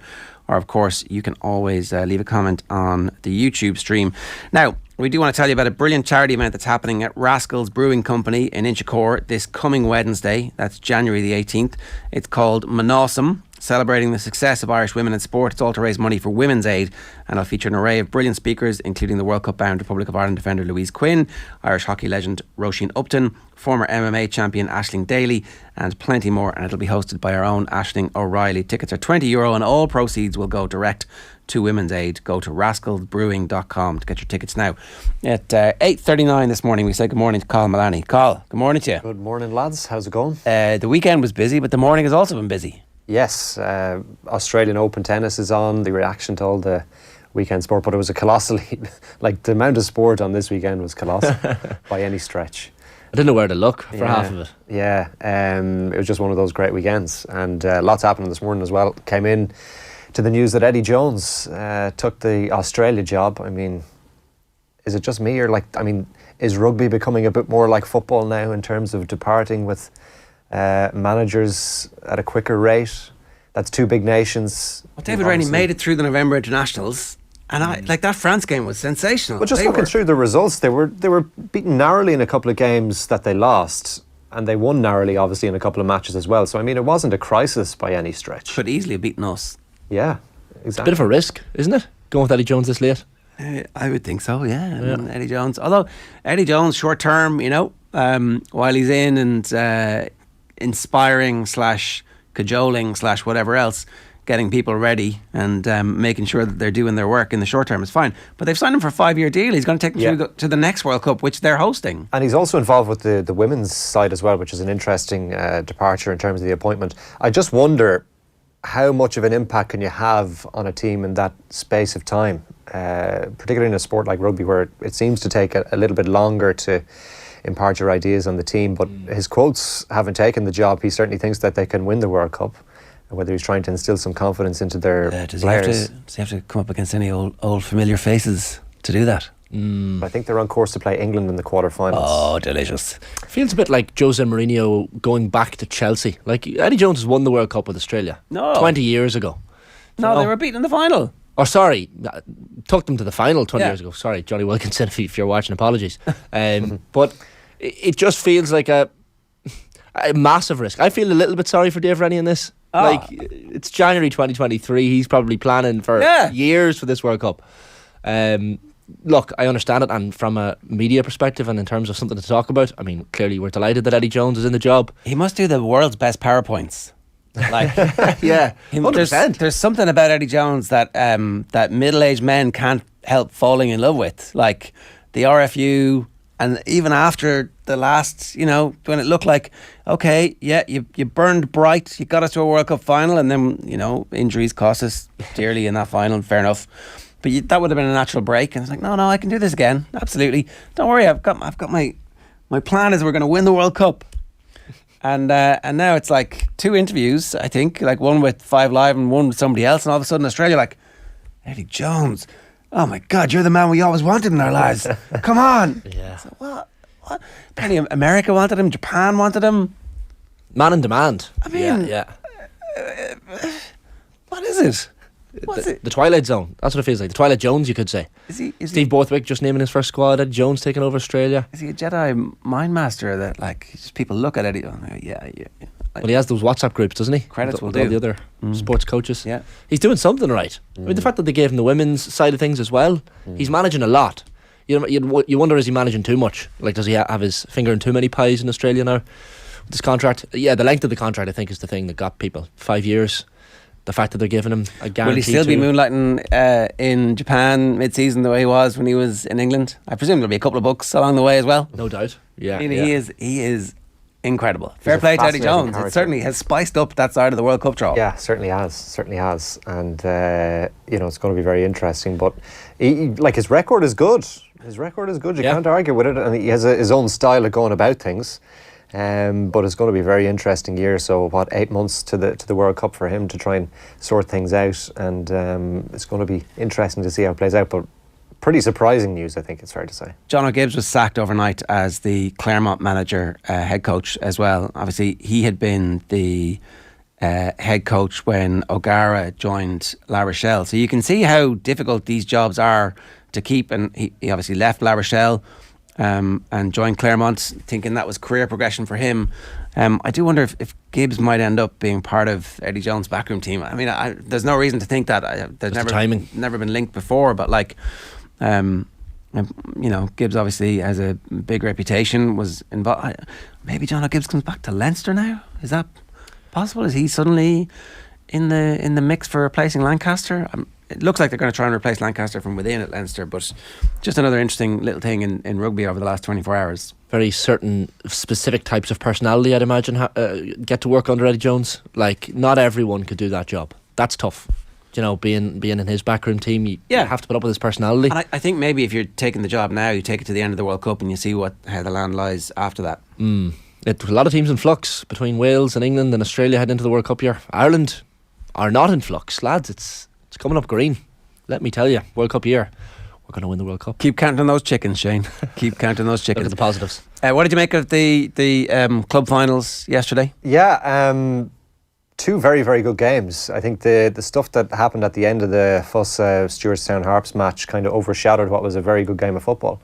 I'm struggling to think of, like, David Clifford. Has there ever been a player as prominent as David Clifford in the history of Gaelic football that is just has that mega superstar status? Like, do you ever remember an All-Ireland junior and intermediate club final weekend where we're all obsessing over the junior final and not even talking about, like, Rathmore beating Galbally has just... Nobody cares because it's the Cliffords. It's the junior final, but it's the final everyone wants to watch. The junior final could potentially get just as much, if not more, publicity than the senior club final. I mean, like, Kilmacud and Glen has been given its own weekend away from the other two, but we had the conversation in the office on Friday afternoon, who is the most talented sports person alive right now. Like, I was putting forward, like, and I don't mean best sports person, I mean someone who makes their sport look easy, as in, look, they've all put in their 10,000 hours in all their individual sports, but who makes it look like they didn't even need to bother. Ronnie O'Sullivan was my shout as the most talented sports person alive. Can play with both hands, can turn it on when he wants to turn it on. You're having him ahead of LeBron James? I would, yeah. Ahead of Patrick Mahomes? I have Ronnie O'Sullivan at the top of most talented sports people. Ahead of Steph Curry? Nick Kyrgios has been whispered in my ear by Colm Boog. But Ronnie O'Sullivan didn't change the sport. He did. How? How did he not change snooker? Because he just was better at it than anybody else. He hasn't changed it. Yeah, but he made it sexy. The Maverick, he followed the mantle of Alex Higgins and Jimmy White. Followed the mantle? Yeah, but... Followed the mantle. LeBron's following the mantle of other people. Kareem Abdul-Jabbar, they're all following the mantle of these lads. They're on these lads' shoulders. There's different generations. LeBron, I don't know. LeBron, I think there's a case for Steph Curry. Most talented. Like, sorry. For changing the sport and, like, realising that you can... drain threes and win titles in a way that you couldn't possibly before. Like, Steph Curry's a little guy at 6'5" or 6'6". Yeah, he's definitely up there. He's definitely up there. Like, is he actually 6'3"? We've had this conversation so many times, I can't actually remember. Is he 6'2"? 6'2" sounds about right. I think he's 6'3". I think he's a little guy at 6'3". Yeah, we'll give him the extra inch. But lads are different shouts. Like, Tiger Woods is obviously the best golfer, but is he the most talented? Does he make it look easy, the sport? Rory probably makes the sport look easy. Clifford is what you're saying. Is Clifford in that conversation? Oh, 100%. He makes his sport look easy. There's no doubt that Clifford has put thousands of hours of practice into what he does, but the way in which he moves and the way he plays, it's like Wes Hoolahan, the street footballer. We know Messi makes the game look easy. Wes Hoolahan makes the game look easy. I'm not putting them on the same pedestal at all, but Clifford makes Gaelic football look simple. Roddy is a good shout, says Stephen Caulfield. Michaela says Alex Higgins made snooker sexy. Never forget that Alex Higgins was a wife beater. Never forget that. He was a wife beater. Like, so you can say he made it sexy and you can say the name of an airport after him, but he was a wife beater. Stephen Caulfield said it's not that hard to hit a 3-pointer, Steph Curry. I mean, Jesus. Okay, maybe not once. No, but to break all the records and to win championships on the back of it. The scenes afterwards, like, there's a piece by Eamon Sweeney in the Indo today. Toxic macho culture needs to be rooted out by GAA, and he goes to say that Stewartstown have formed 4 years ago an ugly brawl between both sets of players in a county championship match against Strabane hit the headlines and led to multiple suspensions. In 2006, 5 players suspended, 2 for 36 weeks, and the club was fined $2,500 after a post-match melee in an Ulster match against Ballymacnab of Armagh. Tyrone as a county also has a reputation for this kind of thing. They tend to blame anti-northern bias, but Derry or Down or Fermanagh don't have the same rep. Tyrone's hasn't been concocted out of fresh air. Siege mentality hanging off that again. Like, there is this thing in Tyrone of it's not our fault, it's your fault. Like, it's not Paulie Clifford's fault that he got a elbow straight in the snout yesterday. Do you know, he had blood coming off him as he walked off the pitch. Like, it was a horrific assault is the word for what that was. And look, you say Stewartstown have priors here. There's a lot of clubs in Tyrone that have priors in this kind of thing. Luckily, it didn't quite spill over the Rathmore Galbally game. I did. We didn't talk about this. The GAA did hand down massive suspensions after the Nave Barogue and Owlert Leinster Intermediate Hurling Championship a couple of months ago. Fair play to them for doing that. You would hope that something similar will come of.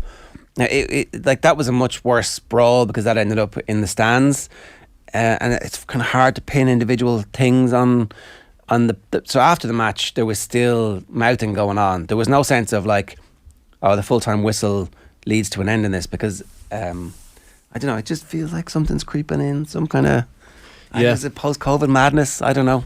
Well, like we mentioned the Anton Coyle incident, that was the incident that probably led to the whole thing spilling over after the game, because it was so filthy and so dirty.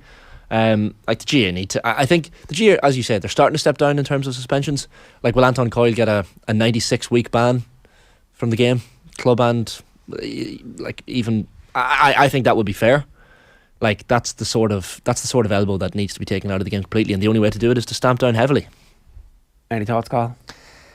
I think we've mentioned here on the programme a couple of times in the last number of months about stuff like this happening at GA matches. So it seems to, as you said, Ger, maybe post-COVID and stuff like that, there seems to have been an emphasis on it, and that it has happened regularly. Obviously the spotlight was on yesterday's match because it was a final and it was Croke Park, but I'm sure there have been other instances away from the spotlight that have happened as well. I think it's on the GA to try and deal with it forcefully, and I think, as you say, to hand out bans as they deem necessary, and that those bans are significant in length, I suppose, to deter people from engaging in this sort of behaviour heading forward. But it does seem like it's happening more regularly. Certainly when you pick up the papers on a Monday, there have been more instances, it seems like. Yeah, it feels the that last way. 3 or 4 months. There's leeway given because it's an amateur. Imagine, say, Johnny Sexton or someone, a rugby player at the weekend does that, what Anton Coyle did. How long would they get? Fairly significant. Yeah, 100%. You know? It shouldn't be different because it's an amateur sport. Give him a little bit of leeway. You know, he has to go back and do his job. To work, yeah. These lads are. He did that on television. Yeah. Like, he knew he was on television. And that's the best part about it, that we did actually get to see this. It was on telly. I think it was. And it's such a pity because it was a brilliant match. 100%. A fantastic match. And Yeah, and just Clifford spilled scored over. 11 points, 8 points from play yesterday, and then the intermediate final was a cracker as well. And we should say it's a fantastic initiative that these competitions were introduced 20 odd years ago. Yeah. For clubs to get to Croke Park. It's funny how Kerry and Tyrone seem to hoover up all the titles.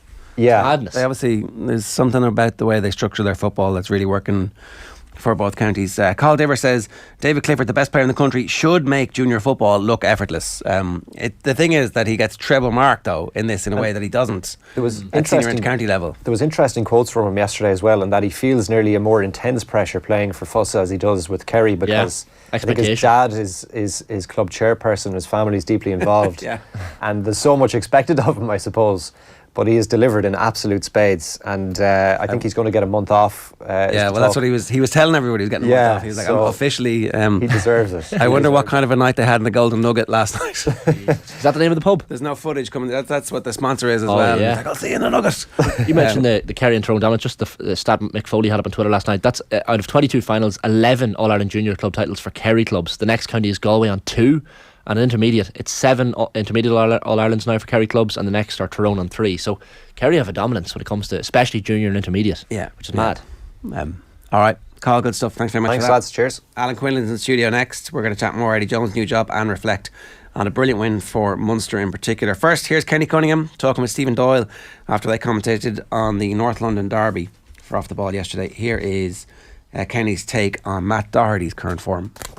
He has been criticised quite a bit over the years, and rightly so in some situations where his defensive efforts have not been good enough. Is it possible that he's improved defensively under Conte? Is there anything specifically that he maybe has done to make Matt Doherty a better defender? Yeah, I think there's an argument for that. Well, I've seen it the last kind of 6 months for Matt. He's been unlucky at Tottenham. I think there's been times I've seen him playing. I thought he's going to stay in. He's got to stay in the team now. And Conte's kind of take him out. He's kind of rotated, or Emerson Royale in particular, in that area of the pitch. I don't really get it, to be honest with you, particularly as you've suggested. Really feel as if defensively now Matt's playing as well as I've ever seen him.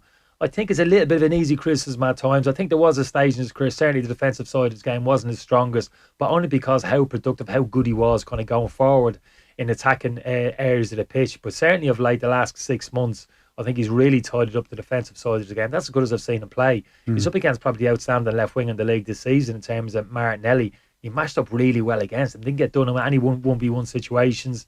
defended his back post really well, kind of crosses into the box. And they're basically the fundamentals of full back play. Don't let your opposition player get the better of you. He didn't do that today with Martinelli. And, defend your back post area, the penalty box, and the ball comes into that area. And that's exactly what he did. That was really hard done by, I think, when he got taken off today. I couldn't understand it. Chasing a couple of goals, sacrificing a defender. Why really surprised Conte took Matt off, because we know the quality he has in attacking areas of the pitch. But that was no reflection on his performance today. I was really impressed. I'll be absolutely, massively surprised if he doesn't start again in the next Tottenham game. That's what he needs to do. Keep laying down those types of performances, and he must stay in that Tottenham team. That's Kenny Cunningham speaking with Stephen Doyle yesterday. We've been talking about Manchester, a team in red, being back, relying on all their traditional things of like being better than everybody else. Munster also back, Alan Quinlan. Munster are back. No, they're not. They are, come on. This is the start of it. The results have been pretty good in the last number of weeks, to be fair. And but it's more than the results, right? Yeah, Graham Rowntree, you think when they're struggling on Saturday and there's young players, new players coming onto the field, new brigade really, who can hopefully be part of Munster in the next number of years, and they will be coming off the bench and stuff like that. I think it was 24-0 at half time. You're thinking this is really, really good, and that they'll get a bonus point win and win comfortably. But they're still underpowered, Ger. They're lacking a little bit of game management, I think, and a lot of those players have played a lot in the last 6-7 weeks. So and there's always going to be a reaction if you go in at half time and you're Phil Dowson and Sam Vesti. What are you saying to the Northampton players? And there's a general natural reaction. And you have the benefit of an extra man for the rest of the game. Yeah, and I think it exposed them a little bit in the second half, and they made some mistakes and errors. But I think the way they dug in, and they've shown a lot of resilience in the last couple of weeks, which is encouraging. Like I said early on, no one expects Munster to win a trophy this year, but it's a lot more positive than it was at the start of the season, and there's some, they have to develop more and they have to bring in some strength and quality. But they're developing the strength and quality as much as they possibly can by not just picking players who are their stalwarts. Like, I don't think there's any way on earth that Van Graan would have left Murray and Earls out of the matchday squad. It wasn't his style. He didn't pick the young players when he had the opportunity to. He didn't bring them through as a matter of course. But yesterday, big selection to be made at the weekend, big selection to be made, and they made it. Yeah, they did, and now it could have backfired, right? It could have backfired, yeah. But look, at some point, it's tough on Conor Murray and Keith Earls, given what they've done. I went through that myself. I got dropped for a game, I think it was 2010, away to London Irish in round one, and sometimes you can have the right attitude and you can be back in there and get another run. So I believe Conor Murray and Keith Earls were very positive with the squad. There was no head down stuff, which I would expect from them. They're both really good professionals, always had good attitudes about them, and that's what you want. I had in 2010, as I said, I got dropped and had to dust myself down, and I got picked for Toulon the week after. Obviously Munster went to London Irish, that game lost. There was a couple of changes. You were delighted, were you? Well, no, I wasn't delighted, but I was delighted to be back in the group. But look, you kind of accept when you're in that bracket of you're kind of heading in, you're into your 30s. I was 34, 35 at the time, and you're thinking, you can't go in and beat the door down and say, why am I not starting? You can be upset and disappointed, and I'm sure Conor Murray and Keith Earls were. It's just tough. The timing is tough, isn't it? But given the internationals, the Six Nations squad being brought up, and you would love both of them to have a kind of a surge like Johnny Sexton had. It was a couple of years ago people were saying Johnny Sexton was finished, and I don't think it's beyond the bounds possibility that they will, but the right thing for Munster to do was to get that depth. It was a big call, and it was a brave call, and Patterson and Casey, obviously, the wings, Calvin Nash, Shane Daly have been doing well. Again, they look like they're being coached now. Look at the form of Mike Haley. These guys were players last year that people were questioning, should they be playing at all, and are they good enough? Now they're showing the quality. They're not tearing the world apart here, but they're doing very, very well, and they're showing a lot of promise. So they were big calls, and I don't think you're right, those calls wouldn't have been made last year. though, even those calls, Quinlan, I'm just looking at this, reminding myself of the substitutions he made with a quarter left. Like Carberry's off for Rory Scannell, and included there as well, Peter O'Mahony coming off. So like you've got lads coming on the pitch with an average age of 23, like less experience. So he clearly trusts these young players. If with a quarter left, with Northampton coming back into the game, he's bringing off experience and taking on youth. There's a level of trust there. Yeah, and it's not always. Sometimes when you're watching the games, you're kind of going, "Oh God, is that the right call?" Or there's an inclination to think, "Close it out here." And but they were brave in what they did, and the coaching team. And I think Graham Rowntree is trying to. All you want from any coach is they tell you the truth, and they say, we're going to give you a chance, and we trust you and believe you, and all that kind of stuff. Players will always say that, and if they believe the coach backs it up with actions. It makes a huge difference, and you create a really strong spirit and a strong bond. So yeah, he made those calls, and they're big calls. Sometimes you kind of go, is it damaging to the player coming off? I say when Joey Carberry's coming off, I'm saying, is that how's he feeling, what's he thinking here? They're the type of calls that happen at Leinster all the time, but because the strength and depth is so intense, you just accept it. With Munster, it's been like, they have to play these players every second. You can never take O'Mahony off, because the players coming in aren't going to be anywhere close to him as good. But actually, in the long run, all that does is cement that you're stuck with that. You've got to, like Rowntree, it seems, is thinking both immediate short term but also long term here to build that level of competition for places. And you might go off with Ireland, fair enough, but when you come back, if the lad who was in your place is playing really well, you're going to have to fight to get back in. What you did with Ireland isn't the be all and end all the way it would have been previously, where everything seemed to be picked on reputation. Yeah, and you want that. You want that for international squad members coming back to feel like they've got to really work their socks off to get back in again. We've seen that, and listen, they're very threadbare, aren't they? The second row, they have a number of second rows out, which counts against them a little bit in the power stakes, but. I think the fans like Graham Rowntree as well. I think he's been honest in his interviews. He hasn't shirked away from being critical of them and saying it's not good enough. But given the resources and what they have, and the change of a lot of young players coming through, someone like John Hodnett coming into the side and coming off the bench, bringing energy. Ken Dillon has done very well. Coombs, talk about Coombs for a bit, because there was just a bit of, I don't know, as a second season syndrome or concern that he hadn't kicked on to the level that we thought his spectacular athleticism and rugby brain, it seemed, was going to allow him to. And there was a setback. But like, most young players have setbacks, right? And they do, yeah. And what we're seeing hopefully now is a surge. Yeah, and I think that there's still a lot more in Gavin Coombs, and he probably still needs to work on and be more consistent. I think having moments... consistent moments in the game, but his form of late has changed. You go back to what happened probably in November with that game against New Zealand. Disappointing for him. He was then on the bench in Cork. A little dip in form, and players do have this, young players, and you just look at Caelan Doris, Jack Conan, these guys in the last number of years. The amount of involvements they have in the game and what's required as a number 8 now, getting your hands on the ball regularly, not just the pick and goes where he scored a lot of tries in the last couple of seasons. Gavin Coombs, he's now getting more involvements. He's incredibly athletic, powerful, and I've said this from the start, he's the kind of guy that if I was tackling, so he's a lot of leg drive, but does he hurt the opposition enough for his physical size? And I think there can be a little bit more in that aggression and that kind of swatting players off, getting the ball in wider channels, because he's quite quick as well. But in recent weeks, we've seen a real return to form of him, and I think he has ability to go higher, and he's got to do it consistently. And then if he does, he's going to be in the Irish mix and certainly in the mix for the World Cup selection if he delivers it regularly and has a real presence, not just when it comes to scoring tries close in. Well, sometimes it's is the fact that he wasn't down for inclusion by Andy Farrell in November.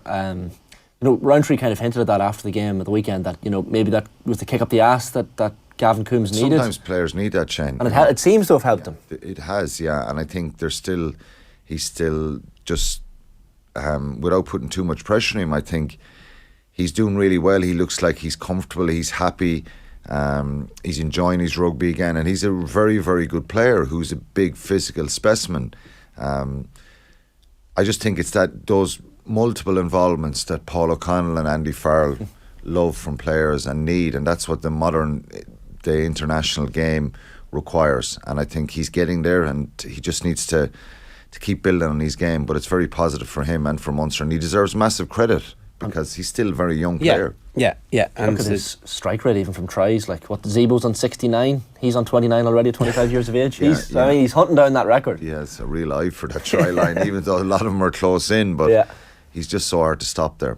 We've given Ulster a lot of grief over the last 4 or 5 weeks, and they deserved it. But I hate the moral victory thing, but like that's definitely a moral victory when you go to the European champions and with 83 minutes on the clock, you're still winning.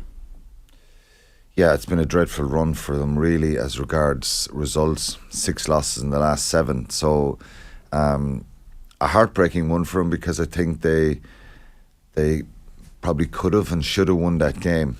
The conditions were horrendous and it was so difficult to play. And at times, I think they were nervy and trying to contain La Rochelle a little bit. It was very difficult to play any sort of rugby. But Dan McFarlane's argument that they probably should have got a penalty try before half time is very legitimate. Right. I think they were putting so much pressure. There was numerous penalties and a sin bin against La Rochelle, and I thought it could have been a penalty try and it could have been really significant because it was just one of those games that there was a score here or there was going to decide the game. There was no messing around with the penalty tries in the Gloucester game. Straight in, that's penalty try, you've collapsed them all, away we go. Why was there a difference? Is it inconsistency of refereeing? Well, I think it's just their view as regards, is the try definitely going to be scored?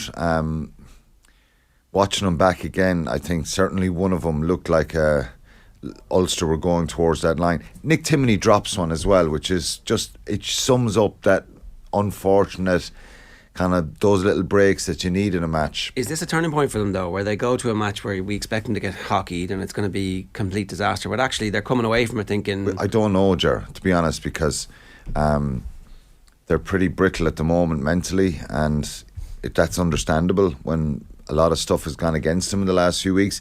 I think it's what you believe in the dressing room. When you look around and you believe that you're stronger than this, you're better than this, if they believe that, yes, it can be a turning point. They've Sale at home. They're on 3 points. They've got to get a bonus point win, get to 8, and hope for other results to go their way if they were to sneak in. But it's highly unlikely that they'll get into the round 16. So ultimately, no matter what happens next Friday night, it could be real disappointment and more reflection on the European results. To lose 3 so far has been really, really disappointing for them. But it could be a turning point. I think they showed a lot of grit and determination, and they've probably been questioned a little bit on that in the last number of weeks. Fight, but just that little bit of nous to try and get over the line. And I think halfback has been a problem for him. That game management, and dare I say it, the man sitting in the stands who was on here Friday morning, the La Rochelle coach, those kind of conditions, he would have been, to have someone like that, as a number 10, putting the ball in the right areas. But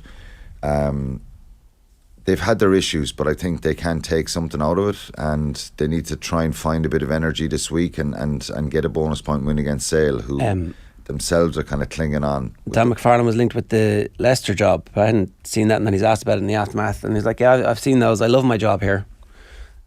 So obviously the job that he's doing is being noticed, and he's not getting any people aren't considering the last 5 or 6 weeks. They're looking at the body of work that he's put together at Ulster. It looks like Leicester probably will hire from within, but he's at least being linked with that job. Yeah, and I think it's very difficult for him in the last couple of weeks. You were given out to me for making excuses for Ulster and their travel and 1 o'clock and having to fly out on Sunday morning for the Sale game. And I still go back to that and I say, for a player trying to get up and having pre-match meals and all that stuff. You still should be better than what they showed. Well, if it was just that one match that was wrong. Yeah, but then they had La Rochelle the week And after, Leinster which the went previous against them second coming half, down to the you know, Aviva. yeah. So yeah, there's more to it than that. I think Dan McFarlane, by and large, has done a really good job. Small margins last year, they could have been winning the URC, but it's that consistency, isn't it, with Ulster and finding faults and opportunities. Opposition seem to do that at crucial times. We've got to ask you about the situation with Eddie Jones, where he gets sacked by England and Australia. Like, yeah, come on down, buddy, 5-year contract. It's incredible, isn't it? It's hard to believe that this guy's plotting World Cup success with England a couple of months ago, and he's talking about England still being on the right track and been ready and been real contenders for the World Cup, and now he'll be plotting against him. I'm not sure England themselves and the payout that he got and I'm not sure they'll be entirely happy that they didn't put a clause in there that he can't work with another World Cup opponent in this calendar, in this year, which should have been put in, because essentially, you're possibly Australia and England could be clashing in the quarterfinals, and he knows their players inside out, tactically. The challenge for Steve Borthwick, if that happens, is to kind of rip up what has been done and certain calls and patterns and stuff like that, which there's an argument to say should be done anyway, because England were very bland to watch. Yeah. And but it's amazing how this has happened. And perfect scenario for Eddie Jones. He gets paid out, and now he's a new contract for next number of years. Presumably there's some offset. He's back on the beach in Australia. There must be some offset language where if you get a new job, we don't have to pay you. There must be something. Like, if there isn't, the RFU don't know. need Maybe better that will lawyers. come out, but for that to happen is a big. If there you'd imagine there should have been something put in, because if you go and work with one of the opponents like that so quickly, but it's Australia's results have been poor, and Dave Rennie's paid the price. They lost 9 matches last year, and it's harsh though. It's very harsh on Rennie, isn't it? A late 50. The timing, especially. Is it harsh on him? It's their worst run of results since 1958. So if you put it in context and say, well, January for World is Cup it harsh then? You're a bit more ruthless, Ger. Well, is it harsh? It's hard to argue with that. It's since 1958, their worst run of results. Good, right? The performance against France, I thought, was sensational. Yeah. They played such proper old school. And Australian in fairness, rugby. he's had so many injuries this year. I think they could be a real danger at the do too, World Cup. I really think they could be a real danger and a threat and a possibility at the World Cup. Eddie Jones might kill all the good attacking. It depends what way he approaches this now. If he goes in with the iron fist and trying to be absolutely ruthless with players, he could break them up very easily. But can I just ask you about Jamie Osborne before we go? So he's not your stereotypical. He comes through as a fullback. That's his when he's underage, but has got most of his rugby at Leinster at centre. He's a big lad. He is, yeah. He's superb. 6'3", 6'4". He's caught the eye this year big time, and it's not for the flamboyant stuff. It's been small things that I've seen him do, and obviously he's shown a flamboyance now and real confidence. And Saturday it was a outstanding performance for him, and I think there's a real opportunity, and essentially this guy could go on and play for Ireland. He could be in a Six Nations squad. Robbie Henshaw is still a doubt, but he's another wonderful find for Leinster, isn't he? Such a young player, so athletic. He's powerful, he's aggressive. You saw the offload down a Limerick for Luke McGrath when out of nothing, so he can do that as well. A very direct player, but a really, really good player, and it was brilliant on Saturday. The post-match interview, I think, with Marcus was like, and there's a troop of brothers. I don't know how many brothers there are, but there are more to come. Another Kildare breeding them down in Naas there, are they? We can't stick him in the team yet, can we? Or can we? And the Irish team, would you want to have a look and say, like, every other rugby? I'd have him in around there, and I'd be, I wouldn't rule it out. Every other rugby country, 6 to 21-year-old in the team for a while to see how they get on. We're like, come back to me when you're 25. Yeah, he's definitely physically. The one thing about young players, you think, when you put him international rugby, is you worry about the physical side of the game. He is physically well able for it. So why not? I think he could be a real contender for the Six Nations, and there is a versatility there in terms of where his best position is still to be established. Yeah, he could be. He looks like a centre to me now. You know, we see a lot of young players playing wing, full back. He looks like a centre. He's that size, that physicality. We still don't have a second choice 15, do we? Like what if Hugo Keenan gets injured? Yeah, I think Mac Hansen played at full back at the weekend and was really good. And I was listening to an interview with Andy Friend afterwards, talking about when he came over to Ireland first. He was informing Connacht that he prefers full back, and that's his preferred position. I think comfortably he could play at full back. Okay, I think Mike Haley has done well. I don't know if it's going to be enough to get him into a squad, but they'll definitely consider him. I think he's played really well in the last while. But Mac Hansen is probably your next option to go in there as a full back. Okay. John O'Gibbs sacked as well in the last 24 hours. Job available. Yeah, I think their results have been really poor. They've lost 8 games this year in the league, won 6. They're down in 10th in the top 14. So again, it's kind of like the Dave Rennie Australia scenario. Someone has kind of stood up on the board and said, not good enough. Enough here. Enough is enough here. They go to the Stormers the weekend, and could find themselves out. They're sitting 8th in Pool B on 6 points. So what do you think is most likely? Because I know you've been working on the permutations. Yeah, I've been looking on this for Munster. I think not getting the bonus point could be really significant. The Ospreys got beating Montpellier with a bonus point. They're up to 10 points. Munster are 6th at the moment. Montpellier is 7th on 7 points, and Clermont 8th on 6 points. So Sale are 9th, Ulster 10th. They both have a chance, depending if Sale get a bonus point and win, they go to 10 points and will probably make it. Yeah. Problem for Munster is they go to Toulouse, so maybe a losing bonus point there will guarantee them. They'll probably still make it, but could find themselves out of the reckoning, or could find themselves in Dublin against Leinster. Yeah, if they finished 8th, they'll be in Dublin against Leinster, and it'll be another interesting game. Yeah. At least the fans won't have to, pay for flights and all that kind of stuff. But it depends. They can't focus about that. They've just got to make sure that they can see if they can get something in Toulouse. But it's going to be interesting. Because we saw last year 8 and 9 points got teams through. Yeah.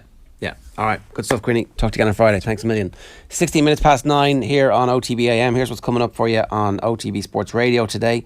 At 1 o'clock, OTB Gold is Colm Gooch Cooper. Splonk is 3. You had to be there. It's Timmy McCarthy.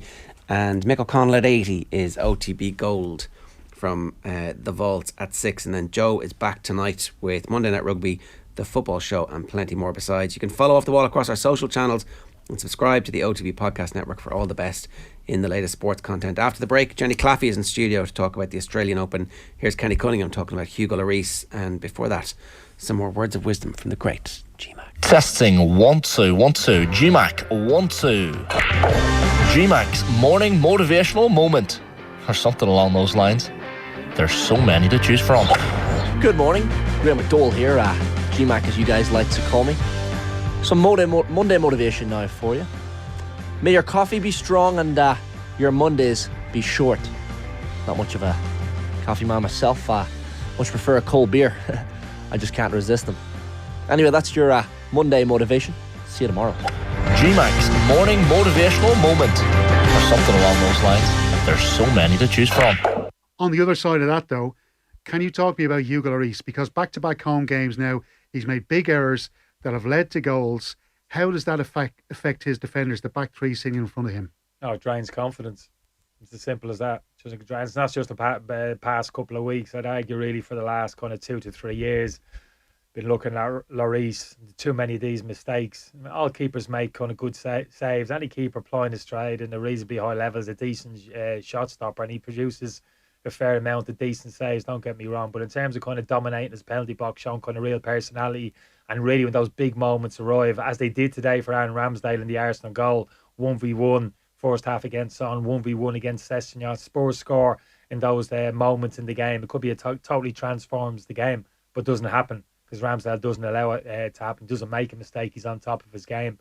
Lloris wasn't on top of his game again today. And when those situations arise too often, you've got to deal with it as a manager. You can't allow it to continue to happen because, like you said, kind of drains confidence in the team. Defenders in particular, they look behind them. They can't totally trust the person who they see in their line of vision. You have to rectify that. And they've left it too long, Tottenham, for me. Got to go and get a better goalkeeper. It's as simple as that.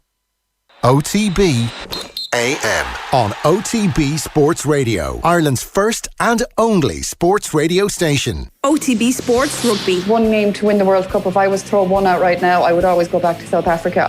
If France win the first game against New Zealand, I think that sets the tone. I think they're the best team in the world. I'm going to go Ireland. I'm going to get off the fence once and for all. This is our best chance to win. Subscribe to the rugby stream on the OTB Sports app now. Off the Ball Daily. A home for your favourite podcasts from Off the Ball. The performance rankings, a slight tangent, the crappy quiz, and you had to be there. You have to be there, but I wish I wasn't there, Subscribe to the Off the Ball Daily podcast feed right now. OTB AM. With Gillette. Get into your flow with the new Gillette Labs Razor with exfoliating bar. It's 20 minutes past 9. Jenny Claffey is with us because the Australian Open has started overnight. Jenny, how are you? Very well, thanks for having me here. Already pre-tournament there was loads of stuff to talk about, and now that the tournament has started there's plenty to talk about. Nick Kyrgios is out, Naomi Osaka's out for the year, it looks like, having a baby, and Djokovic has called a press conference because we think he might be injured. We're still waiting to find out what's going on here. Well, hopefully we don't see that dropping like flies. Like Nick Kyrgios just pulled out there last night. Was hoping for a bit of a spicy contention with him. This Australian Open, being at home, in front of the Aussie fans. He was due to have a quarter-final matchup with Djokovic if they both got there, so that would have been really exciting. Yeah, it'd be disappointing if we lose Djokovic. He'd be playing for number one. He'd be trying to rival Nadal's 22nd Grand Slam. So hopefully he's not going to withdraw. He injured his hamstring, I think. So let's see what happens. The last 3 minutes there, Sasa Osmo, the Serbian journalist who broke that news earlier this morning, has just tweeted pictures of Djokovic on a practice court. Okay. So he has come out to swing a racket. So he's being a bit dramatic. But you wouldn't. He could be testing it to see if he's match fit, just like Kyrgios did. But that's when Kyrgios is knocking about with Kokkinakis, who he won the doubles with last year, and decided I don't want to play. Am I doubting here? But is there not like always I'm really sick, I'm injured, and then he goes and crush someone? Is that not? He does actually do that. You look at some of his matches, those injury timeouts, those questionable injury timeouts. But at that level, and the age he's at, 35 in tennis terms, that's kind of a little bit older. He has to be so careful, and at this stage of the season, at the very start, he probably doesn't want to risk anything, Yeah, I mean, he did the same in 2021 before the third round. He didn't practice, and everybody got worried. He won it. I watched the Williams King Richard, Arantxa Sanchez Vicario pulling the trick of she's getting absolutely hammered by Venus in Venus's first tournament. It's like, I'm injured, and then 12 minutes later comes out and beats the crap out of her. Takes the toilet break for. Yeah, the toilet break rule is definitely a thing that should be reviewed. Like, how many times do you see players going off at the end of sets and then they come back and then they steamroll their opponents? Yeah. And the injury time out, that's even more. The toilet, okay, you can kind of justify that. Is there a cap on how long they can be in? I guess that you can't really limit someone if they need to go to the toilet. Injury time, I think it's 3 minutes. You have 3 full minutes on court, and then they can go off for a certain amount of time. Right. I'm not sure exactly how long that is. And then the toilet break, when I was playing, you used to have to be back under the 10-minute mark. But that's because the toilets were off-site nearly from the courts. Yeah. But yeah, that's a huge. That shift in momentum is massive at the end of a set. Yeah, Djokovic certainly seems to like to have that whole, obviously the siege mentality that he has managed to create for himself through multiple different ways. But that whole kind of I'm injured, it's me against the world thing seems to suit him very well. So I'm willing to bet, I could be proved wrong in the next 8 minutes before we go off air, that this is all manufactured nonsense and he's going to be totally fine. And when he's standing over the bloody corpse of whoever he beats in the final, it'll be like, we can play this tape at that point. My hamstring, what? Let's assume he's fit. Who's going to win this tournament? Djokovic. Right. It is Djokovic's to lose, I think. He's on a mission. Since September last year, he is on a mission. He's won, I think, 26 of his last 27 matches, and he hasn't lost from Australia since 2018. He's almost as comfortable in Australia as Nadal is in the French Open. He's going for his 10th Australian Open. I think it's his to lose. Does the weight of the numbers get to?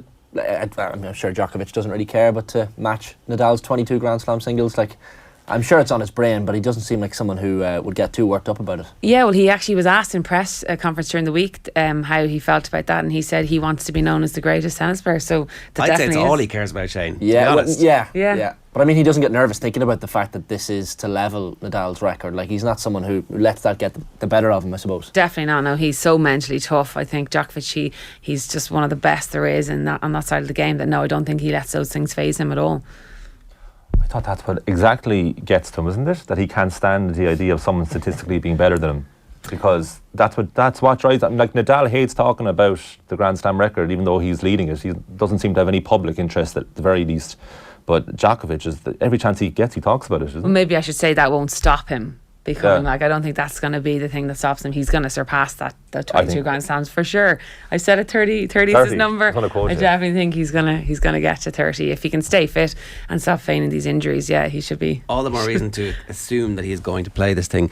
Was Kyrgios a realistic contender, or had we seen enough from his form over the last 6 months of last year? Like, Kyrgios plays so rarely sometimes that it's hard to know if he was going to be good enough to win this anyway. Yeah, I had him as kind of a dark horse for the tournament. I wouldn't say he was going to necessarily contend, but I think he could have better results here than he has in previous years. He had a great year last year, his best on tour. He seemed to be a little bit more up for it and kind of training better and more motivated, so we could have seen maybe better results from him, but I don't think he could have contended for the title here. As I said, he would have met Djokovic maybe in the quarter-final, and Djokovic is just a scary player here in Australia. What you make of their loving Djokovic and Kyrgios? Remember 2 years ago, Kyrgios tweeted Djokovic as a tool when he was on about the quarantine request that he asked for the players, and now 2 years on, they're best buddies. Do you buy it? Not at all, no. Well, what's happening there as well? I don't know, I use that for the public because they're definitely not going out for dinner, the two of them. And they said they would after the Wimbledon final, but no. If they went out for dinner, we'd know all about it, wouldn't we? Would be all over social media. Yeah, but I say that's a publicity stunt for both of them for popularity. Like, people are going to be looking to follow that if that becomes a bromance, but I don't think that's based on anything real.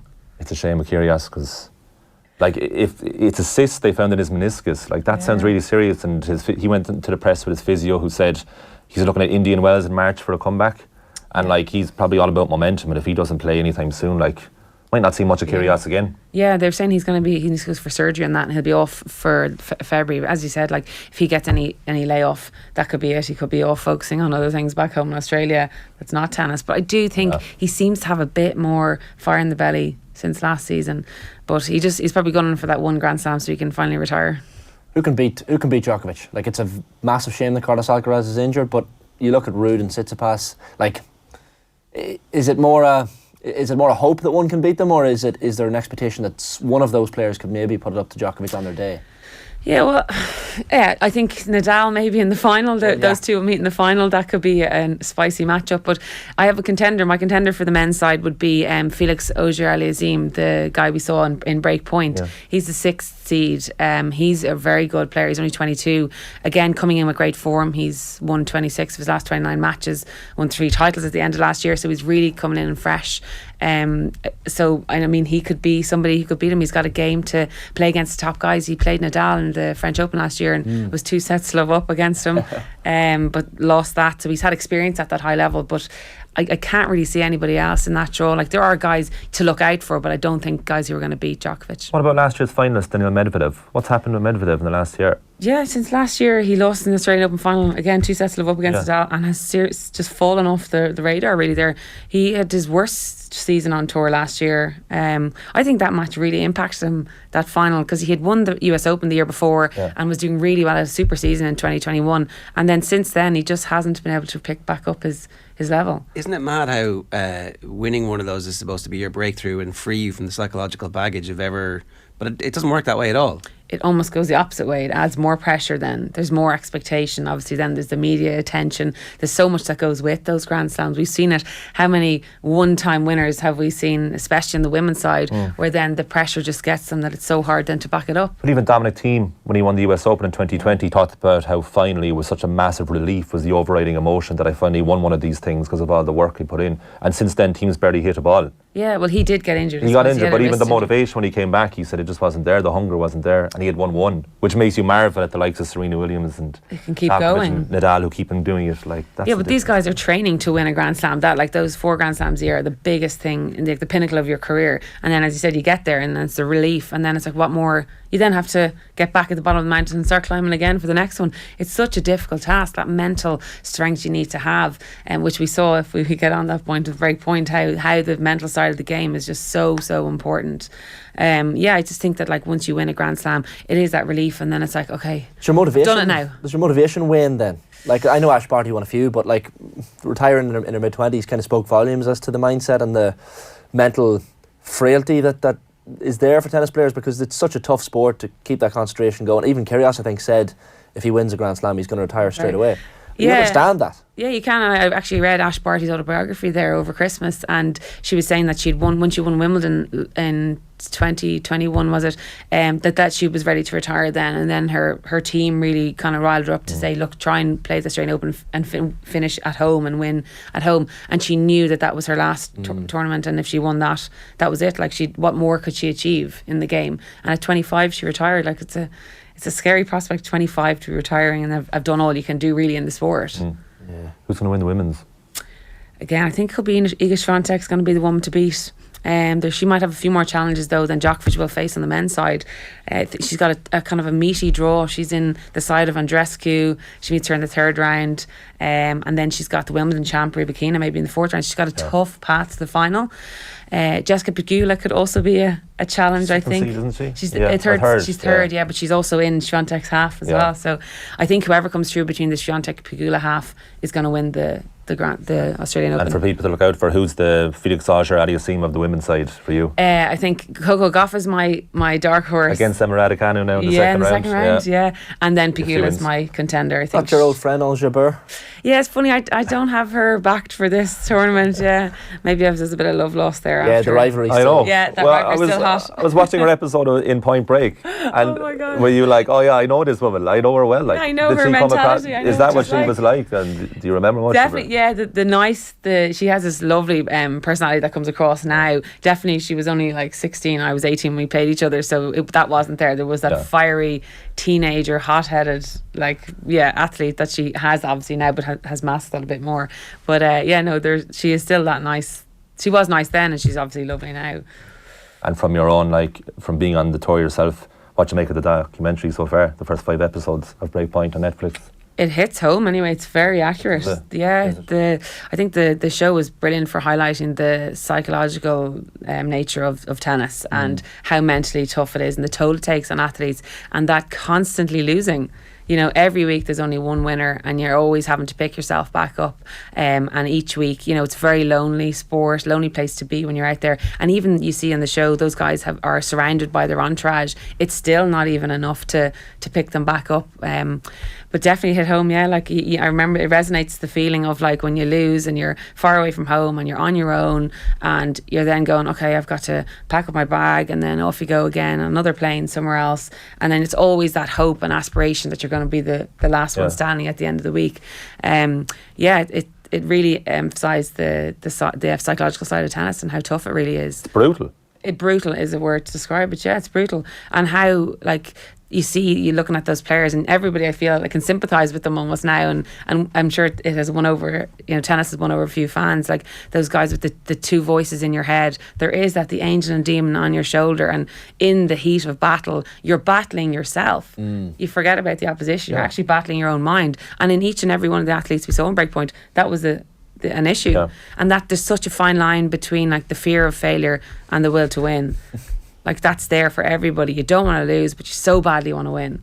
I feel like it's no coincidence that Netflix are honing in on the individual sports like tennis and Formula One and golf. Just the mindset and the individuality of it. You've only yourself to blame in some ways, and you've only yourself to celebrate with in the good times as well. So Maria Sakkari, when she gets annihilated in the Indian Wells final, against Ger Shane, and then afterwards she's doing the warm down on the bike, and she just says kind of in a resigned fashion, it was like, in this sport you have to get used to losing, because you lose more than you win, unless you're one of the big three. And I was like, and she's one of the best players in the world, and it feels like watching her, she's like, I'm never going to be good enough for myself or expectations around me. There is that self-loathing they have, and that's the word. Yeah, like that's where it's so brutal. It's like, even if you are the winner at the end of the week, you know, you win it, and that's amazing. It's such excitement, and then you have to pack your bags and go to another tournament. Yeah. You really never you suffer the losses far more than you ever get to enjoy the wins in tennis and in individual sports. There's a viral clip already doing the rounds. Rafael and Nadal warming up before the French Open final next to Casper Ruud, and Nadal goes on to win 6-3, 6-3, 6-love. So in hindsight, it looks like, he totally psyched them out. But is that not Nadal just being Nadal? That is Nadal being Nadal, totally. Like, he does that for every single match. But that stark contrast. Do that though, like in the tunnel, because people haven't seen it. He's sprinting in the tunnel, and he's doing fake serves, and he's like backhands to an imaginary ball, and your man's standing there kind of going. He sharing that space, very intimate space with his opponent. Yeah, in his first Grand Slam. It's the moment where he asks Casper Ruud goes, how long more left? Roughly, that's roughly the telling point. Yeah, around 30 seconds. He's like, okay, Jesus, that's right. Yeah. The stark contrast between the two of them, though, like, but that's Nadal. Like, you'll see that he does it all the time. But yeah, Ruud was so uncomfortable in that space, like, and then he gives a few like fakey shadow shots to be like, I'm here too. Yeah. But you're not called out and introduced to every game, are you? Like, was it extra long because it's the start of the final? Do you know what I mean? Like, yeah, they do call out the players on the big stadiums. Anyway, they call them out. Yeah, but probably that felt like the longest minute of Casper Ruud's life. Like, are they doing the introduction of all of the staff, all of the Lions people? They're introducing final. Yeah, there's more, probably maybe a little bit longer. Yeah. But the players don't have to come out and wait for that amount of time. They can wait and stay in the locker room until I think they give however long. It did feel a little bit like a ring walk where this game's over, this fight's over, that guy's won. This you know, this is going to be a first round. In knockout. hindsight, it's easy to look back at that and see, he was going to kill him. Is there a player renowned, to your knowledge, of someone who tries to get in someone's head on the tour? Nick Kyrgios. Nick Kyrgios. You have to look back at Nick Kyrgios and Tsitsipas last year in Wimbledon, how he was trying to just psych out the opposition. Yeah, I think Kyrgios plays a bit of mind games with his oppositions, definitely. And maybe Djokovic a little bit with his injury takeovers and injury timeouts that he has. No, but I do think Kyrgios is definitely one that stands out to me. The talking during the match, even this very loud constant, speaking to the coaches and to himself. It's very distracting, and no other player does that. Yeah, and that's maybe his way of coping. But that's the opposition isn't used to that either, so that can psych you out completely. Is that frowned upon, or is that just seen as part of the game for players like Kyrgios? Well, because it's so unusual and nobody else does that, it's kind of like tennis is such a respectful game. It's almost unspoken. You don't act out like that. But as I said, whatever works for him. But I do think that if he carried on like that behaviour he was kind of in Wimbledon last year, he won't get away with that for longer. Your boy Ger Shane lost his first set 6-1, but has won the second 7-6. With setting the third. It's against one of his Canadian Props rivals. still, he's very good. That's a tough first round, actually. The Coco Gauff and Emma Raducanu. So Emma Raducanu obviously had her own injury crisis, and it did look like it was a real one, in fairness. And she won fairly straightforward in the first round. Like, this is a big year for Raducanu. You don't want to lay her on too much, but last year was a completely lost year, and the madness of the different coaches that they were cycling through. Everything needs to calm down for her, and she just needs to play tennis and. Yeah, I think this is a big year for her in terms of just getting back the love for the game and getting back competing and injury free and all that kind of media attention and stuff. Kind of hopefully that will have settled down, because it's been a year and a half since she won the US Open, and just let her play her tennis. She's a phenomenal tennis player at the core. So hopefully she's able to come into her form this year. And I'm not sure that she's going to be competing and winning slams again, but I do think that she could go further towards the latter end of the season. Okay, so don't expect too much just this week. Not yet, no. Okay, all right, good stuff. Thanks very much for that, Jenny. Anything else? Do we miss anything? Looking forward to this now. What's your prediction, Colm? Both sides. I think Djokovic and Swiatek. Okay, safe bet. I think it has to be but it needs another star to come through. It needs another star to come through. I forget that I'm hoping for someone goes on a run, basically. Swiatek's only 21. I do think we need. He's been around for years. He's only 21, and three Grand Slams already. I think we need to look out for this guy Holger Rune. on the men's side. The Danish player. Yeah. He's going to be something else. And we talk about rivalries in the future. Like, yes, we want to see Alcaraz Djokovic. I'd love to see this Alcaraz Rune. They're same age and play very similar styles of tennis. So I think that's going to be something. He'll be somebody to look out for and a rivalry to look forward to. Well, we'll keep you up to date on the crack with Djokovic across our social channels and across all the news bulletins as the day progresses for you. But that is OTB AM for you today. Brought to you live each morning by Gillette Labs for an effortless finish to your day. Back tomorrow, we'll be in Melbourne with Catherine Murphy. We'll get the first on-the-ground update of this year's Australian Open. Courtney Cronin will be on to chat NFL. Tom Brady up against the Dallas Cowboys tonight. Right now, they're going to leave you with the best of the Sunday paper review. Enjoy. Have a magnificent Monday. Sunday papers coming at you. So very happy to say Tommy Martin of Virgin Media Television and Dion Fanning, associate editor at The Currency, both here in studio. The back pages, as you might imagine, adorned with pictures from Old Trafford yesterday. For instance, Mail on Sunday here, City fuming, heated tunnel row after United joke, Derby goal sees them snatch comeback victory.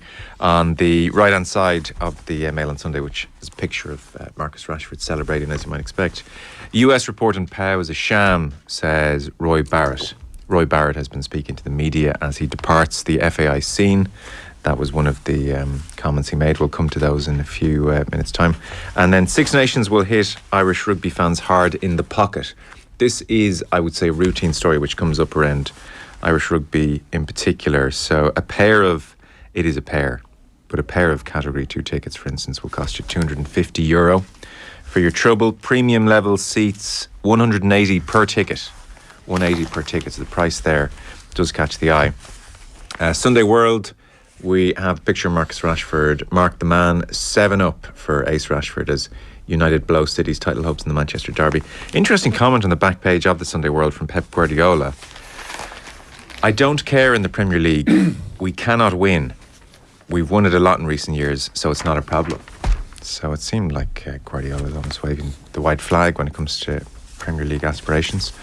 Sunday Independent go with a picture of Joey Carberry being tackled yesterday in action for Munster at Thomond Park. They hung on against Northampton to win 27-23. Munster survived scare, and beneath that the main story is from Jamie Jackson.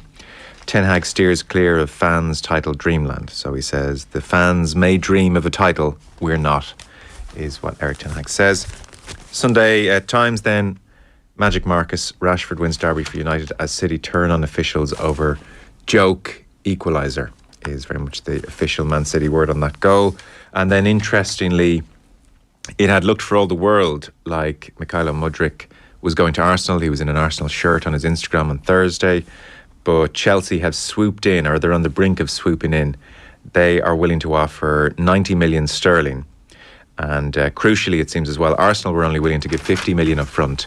Chelsea will give 62 million up front. And so it now seems they are swooping in, and Mudryk is going to sign a 7-year deal and is scheduled to fly to London with a view to having a medical. So Chelsea confirmed last night they were discussing terms. Highly rated 22-year-old, lots of pace, scores goals. So Chelsea desperation means they are spending money at the moment. On that, just as we got to pass off the back pages and get into the inner pages, Six Nations will hit Irish rugby fans harder in the pocket. You turn to page 63, for instance, and the story continues in the Mail on Sunday. So the IRFU responded. The point was put in, well, this seems touch excessive, and the RFU make the point that really the France and England games, which are the two home games this year, they have sold out, and they make the point as well, ticket prices start from €25 for school boys and school girls, and then from €40 onwards for adults. The prices are benchmarked nationally and internationally, and they go on to say the ticket prices are also benchmarked against concerts and large-scale cultural events in Ireland and high-profile overseas events. So the breakdown of adult tickets, Category 4 is €80, Category 3 100, Category 2 is 125, Category 1 135, and then Premium is 180. 180.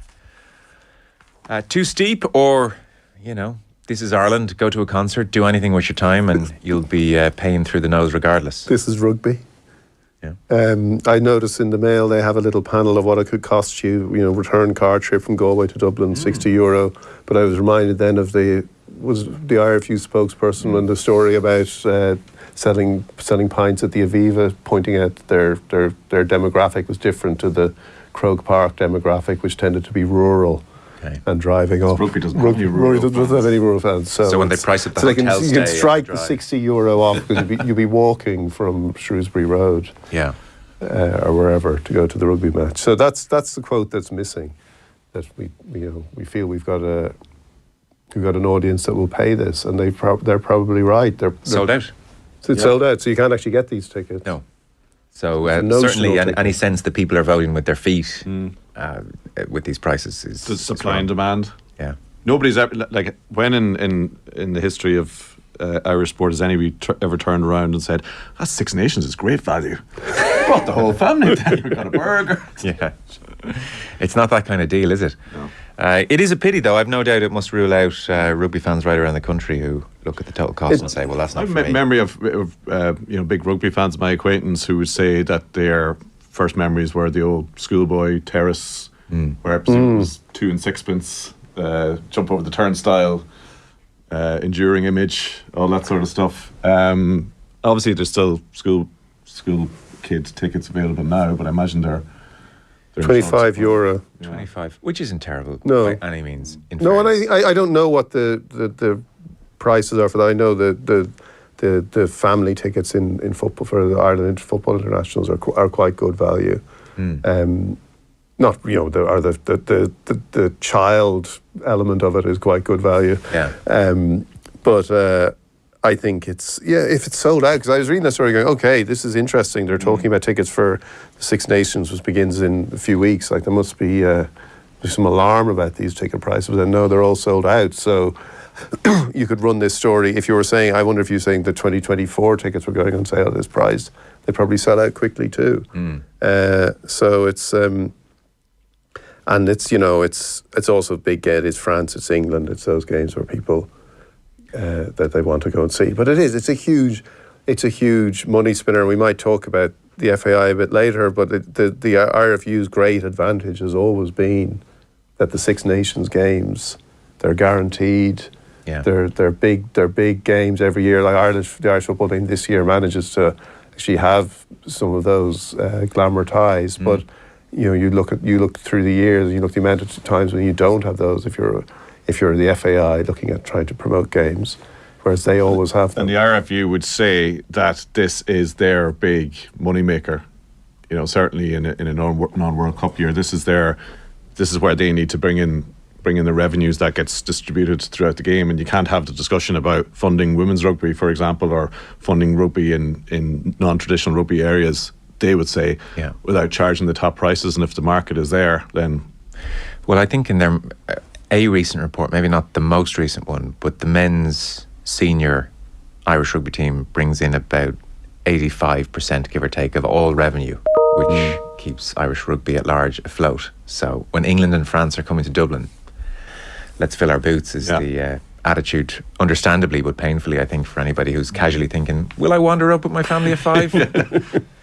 So Backpage is also full of Manchester derby and Jurgen Klopp looking very upset and flat, maybe more than anything. Paul McGrath, for instance, in the Sunday World, Theatre dreams of glory again. So he says, for the first time in years, Manchester United look like they were the equals of Man City. Now, are they really equals? No. But every journey begins with a single step. And this game told me Eric Ten Hag has Manchester United on the right path. He reckons City, when they went 1-0 up, thought, this is handy, we have the game won. But Manchester United did their thing. I don't believe United will sustain this run all the way to mid-May, he says. Certainly not if any of Rashford, Casemiro or Bruno Fernandes were to get an 8 to 10 match injury. They are the key men now for Manchester United. And he raves as well about Garnacho and says as a centre-half ahead had been drawn out to tackle a lad like that. He can go outside, he can cut inside, you dare and stick out a foot, give away a penalty, give me a big static centre-forward any day instead. So for the first time in quite some time, Manchester United fans are believing this is a genuine turning of fortunes as opposed to brief flicker.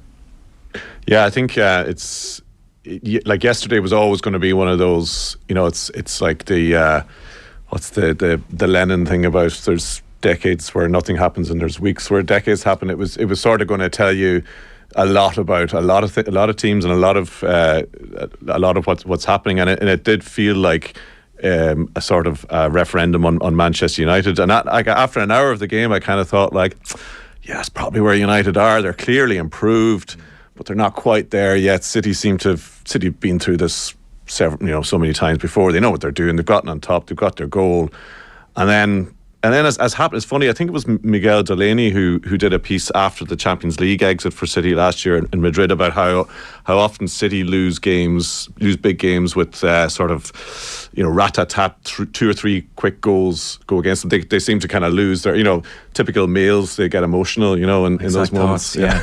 They just struggle with that, the men. Yeah, the men. That's it, But so that sort of last 20 minutes or so changes your whole sort of verdict and what it says, and what it says that Manchester United, and I think all the papers are reflecting this. That I think is it Martin Samuels who has a go at Ralph Rangnick for saying it would take 6 years to turn Man United around, and Ten Hag's done it in 6 months.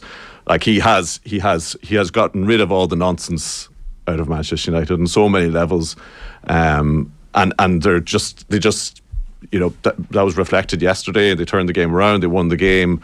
We'll talk about the decision in a minute. It just felt like with City and Liverpool, I was looking at the last 10 minutes of the City game, and I was looking for the surge, the real intense surge, and it was something that it was really flat, and it was a bit lifeless. And I was looking, is it the age profile? Are they over the top? And then I watched the Liverpool game, and I kind of thought, like, maybe these two teams are just like the last 5 years. It's just such an incredible heavyweight contest that they both just looked a little bit like yesterday's men, and that maybe, and whereas for Arsenal, for example, and maybe United now, it's all exciting and surging and fresh. We're on the road now. So interesting point. And I don't know if you watched Match of the Day last night, but the analysis was brilliant because they just showed a succession of really lung-busting, decisive Haaland runs. And space for the ball to be played, and City just not playing those passes. And Haaland, come on, just run 40 metres for you there. It was really like when you saw them in succession, really added up to they were ignoring him again. And what do you think Pep Guardiola is going to be thinking about Haaland as they get into the decisive stages in the Champions League? And do I need Bernardo Silva to fill the Haaland area on the pitch is the fear, isn't it? Can you see punch up on the bench there, lads? Yeah, can't you see? You can see him sitting behind Pep. Well, was interesting about that piece of analysis. I thought it was brilliant as well, because I was watching the game going like, geez, Haaland's not in this game at all. But actually, when you saw all the runs, you're thinking, and it wasn't even hit him with a long one, like, it was like hit him with a slightly early ball. Yeah. But everything we know from Pep Guardiola is he doesn't like early balls, because he says, take those extra 4 or 5 passes, because then we get. Yes. Because if you hit the early ball and you lose it, then suddenly you're vulnerable. Yeah. That's his whole thing. So the earlier we play the ball, the more quickly it comes back. So that's, if you and the point of that piece that Ian Wright did last night was, if you want to get the best out of this guy, so this was the kind of thing at the start of the season people kind of wondered, would this be a problem? So yeah, it is interesting. 21 goals in. 21 goals in, he's flopping. Yeah. Martin Samuel, just to give you a general sense of the tone around Manchester United and Ten Hag, for instance, which does dominate the papers in many ways. He makes an interesting observation, though. His acumen in the transfer market is actually the only area where the jury is out. Lissandro Martinez can't get in the team right now. Anthony does not always start. Malacia has only recently become the preferred left back. I don't even know if he is the preferred left back, really. United have spent money, yes, but that's not the reason for the resurgence. He says Ten Hag stood up firm against the Ronaldo machine. He was prepared to drop his best player, Marcus Rashford, against Wolves on a matter of principle, and here was his reward. He does concede, obviously, that Casemiro has helped enormously. And he concludes by saying, watching from his usual seat, wrapped up against the January cold, Sir Alex Ferguson looked on. With 9 wins in a row, Ten Hag has now equalled the longest winning run in all competitions since Ferguson stepped down in 2013. So this run began on November 10th, which is obviously a long time ago. What are we to read into the weekend, Dion? I think I agree with Tommy. It's been a pretty exciting and dramatic weekend on a lot of fronts, and the Manchester United story is probably the biggest one of them. It's not just extraordinary from the point of view of Ten Hag and what he has done, but like you look at where Rashford was a year ago, and people were saying United were, might consider selling him. What's gone wrong with Marcus Rashford? All those narratives were kind of dominating, and United looked just adrift then, which they were. And Ten Hag, through things like the Ronaldo, I think even the stuff that he got, I think he hasn't been afraid to kind of look foolish in pursuit of what he felt was important, which is critical. So they're bringing them in to run the 13K after the Brentford game, which everyone kind of laughed at. It's him trying to. He's just trying to change the emphasis, and there seems to be there was a danger at United. They were seeing managers out so quickly, and there was a directionless and a sense that you could just, if you didn't like the manager, don't worry, there'll be another one along in a while. And he's really acted quickly to get key players on his side, or get key players playing for him. It's probably a better way of putting it. And then just making it clear what he wants. In a little micro way with the Rashford, leaving him out for timekeeping, but Ronaldo being the one, which I think, and again, I can see that must have played very well within a dressing room that's kind of wondering what he's doing and his attitude and the way he's behaving, to actually say, look, I'm going to deal with this. You don't need to worry about this anymore. And then you get that response. But I also do think it is it's a very open season. City, as you say, Guardiola seems to be conceding in some ways. Strange comment. Yeah. Arsenal are flying. There's no, Arsenal do seem to be the dominant team, but I think everybody with Arsenal is kind of still waiting to see what happens when it slows down, because it's been so exceptional and it's been such a leap. But it is a very open season, because City are kind of, and I agree with Tommy. I think the City and Liverpool thing, I wonder if the battle the two of them had with each other, just kind of kept those relentless years. And they weren't always the COVID season when Liverpool totally dropped off, but those years where each week, they knew they just had to keep winning because the other one was going to win. Those relentless battles. Without that, is there a slight lack of focus? Liverpool more so than City, to be fair to City, but watching Liverpool, it just looked like, that the whole thing looked like a pain in the arse. The whole I've got to run over here now and close this guy down. Whereas Brighton were just that's the whole thing of that team of energy, team loving life, team up on the crest of a wave, and it was just so. Well, Liverpool have definitely, I think, for a long time. I think Klopp finally came out last week. Now it's almost like he's still scrambling around trying to find reasons for this. Last week he did say, last season maybe tired us out, which he'd been refusing to kind of acknowledge up until then. But they did look exhausted towards the end of last season too. This was actually kind of in the post towards the end of last season in some of their performances. But they look, again, it's, as you say, people who are possibly tired of having to do the running that they've had to do. Well, I thought the opening day of the season at Craven Cottage, they absolutely had that attitude that you talk about, Tommy, of do I really have to deal with the enthusiasm of these newly promoted hard-working types? And that was dressed up as, they'll get into their stride, it will be fine. And here we are several months later. The headline which catches the eye on page 74 of the Mail on Sunday, Klopp, the worst I've ever seen. Jurgen Klopp admits he's never seen a worse performance from one of his teams.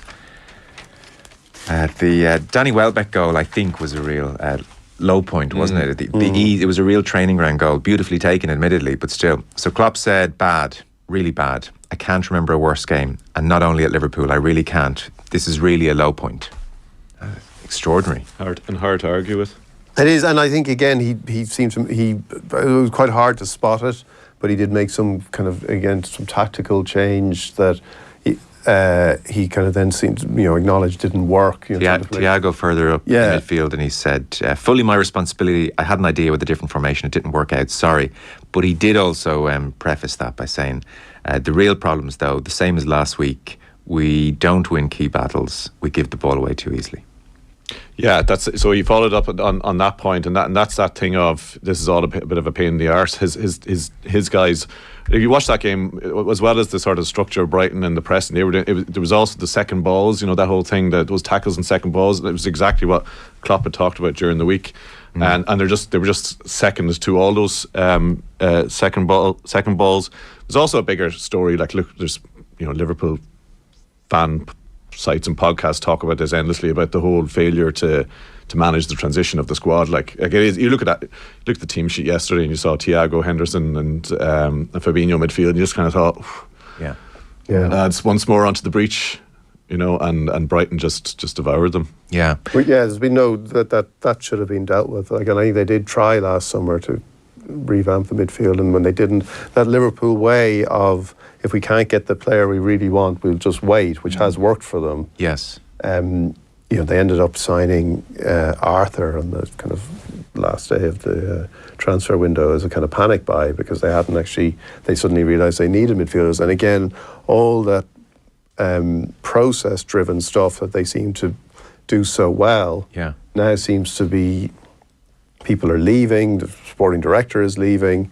There's various things that suggest that isn't functioning the way it used to function. And then, as Tommy says, there is then this tremendous noise. Like, Liverpool and the supporters do noise possibly like nobody else. Yeah. So there is, Pep Lijnders, what's his responsibility? Like, this kind of... Pep Lijnders' book has really become a big issue, hasn't it? Well, like, you see, I kind of think that stuff is nonsense, because he's his book is called Intensity. His whole game, like this idea that's put out there, he's tried to move towards a technical Dutch midfield away from the hard running. His whole philosophy is about hard running. It's just a way of kind of saying, we're very unhappy with what's going on. We can't actually criticise Klopp, but there must be somebody to blame. This guy's just brought out a book. John Aldridge agrees with Klopp that the performance was dreadful. Lost the game 3-0. He says, in truth, could have been hammered by more, because they were outfought, outplayed, beaten in every department. OTB AM. With Gillette. Get into your flow with the new Gillette Labs Razor with exfoliating bar.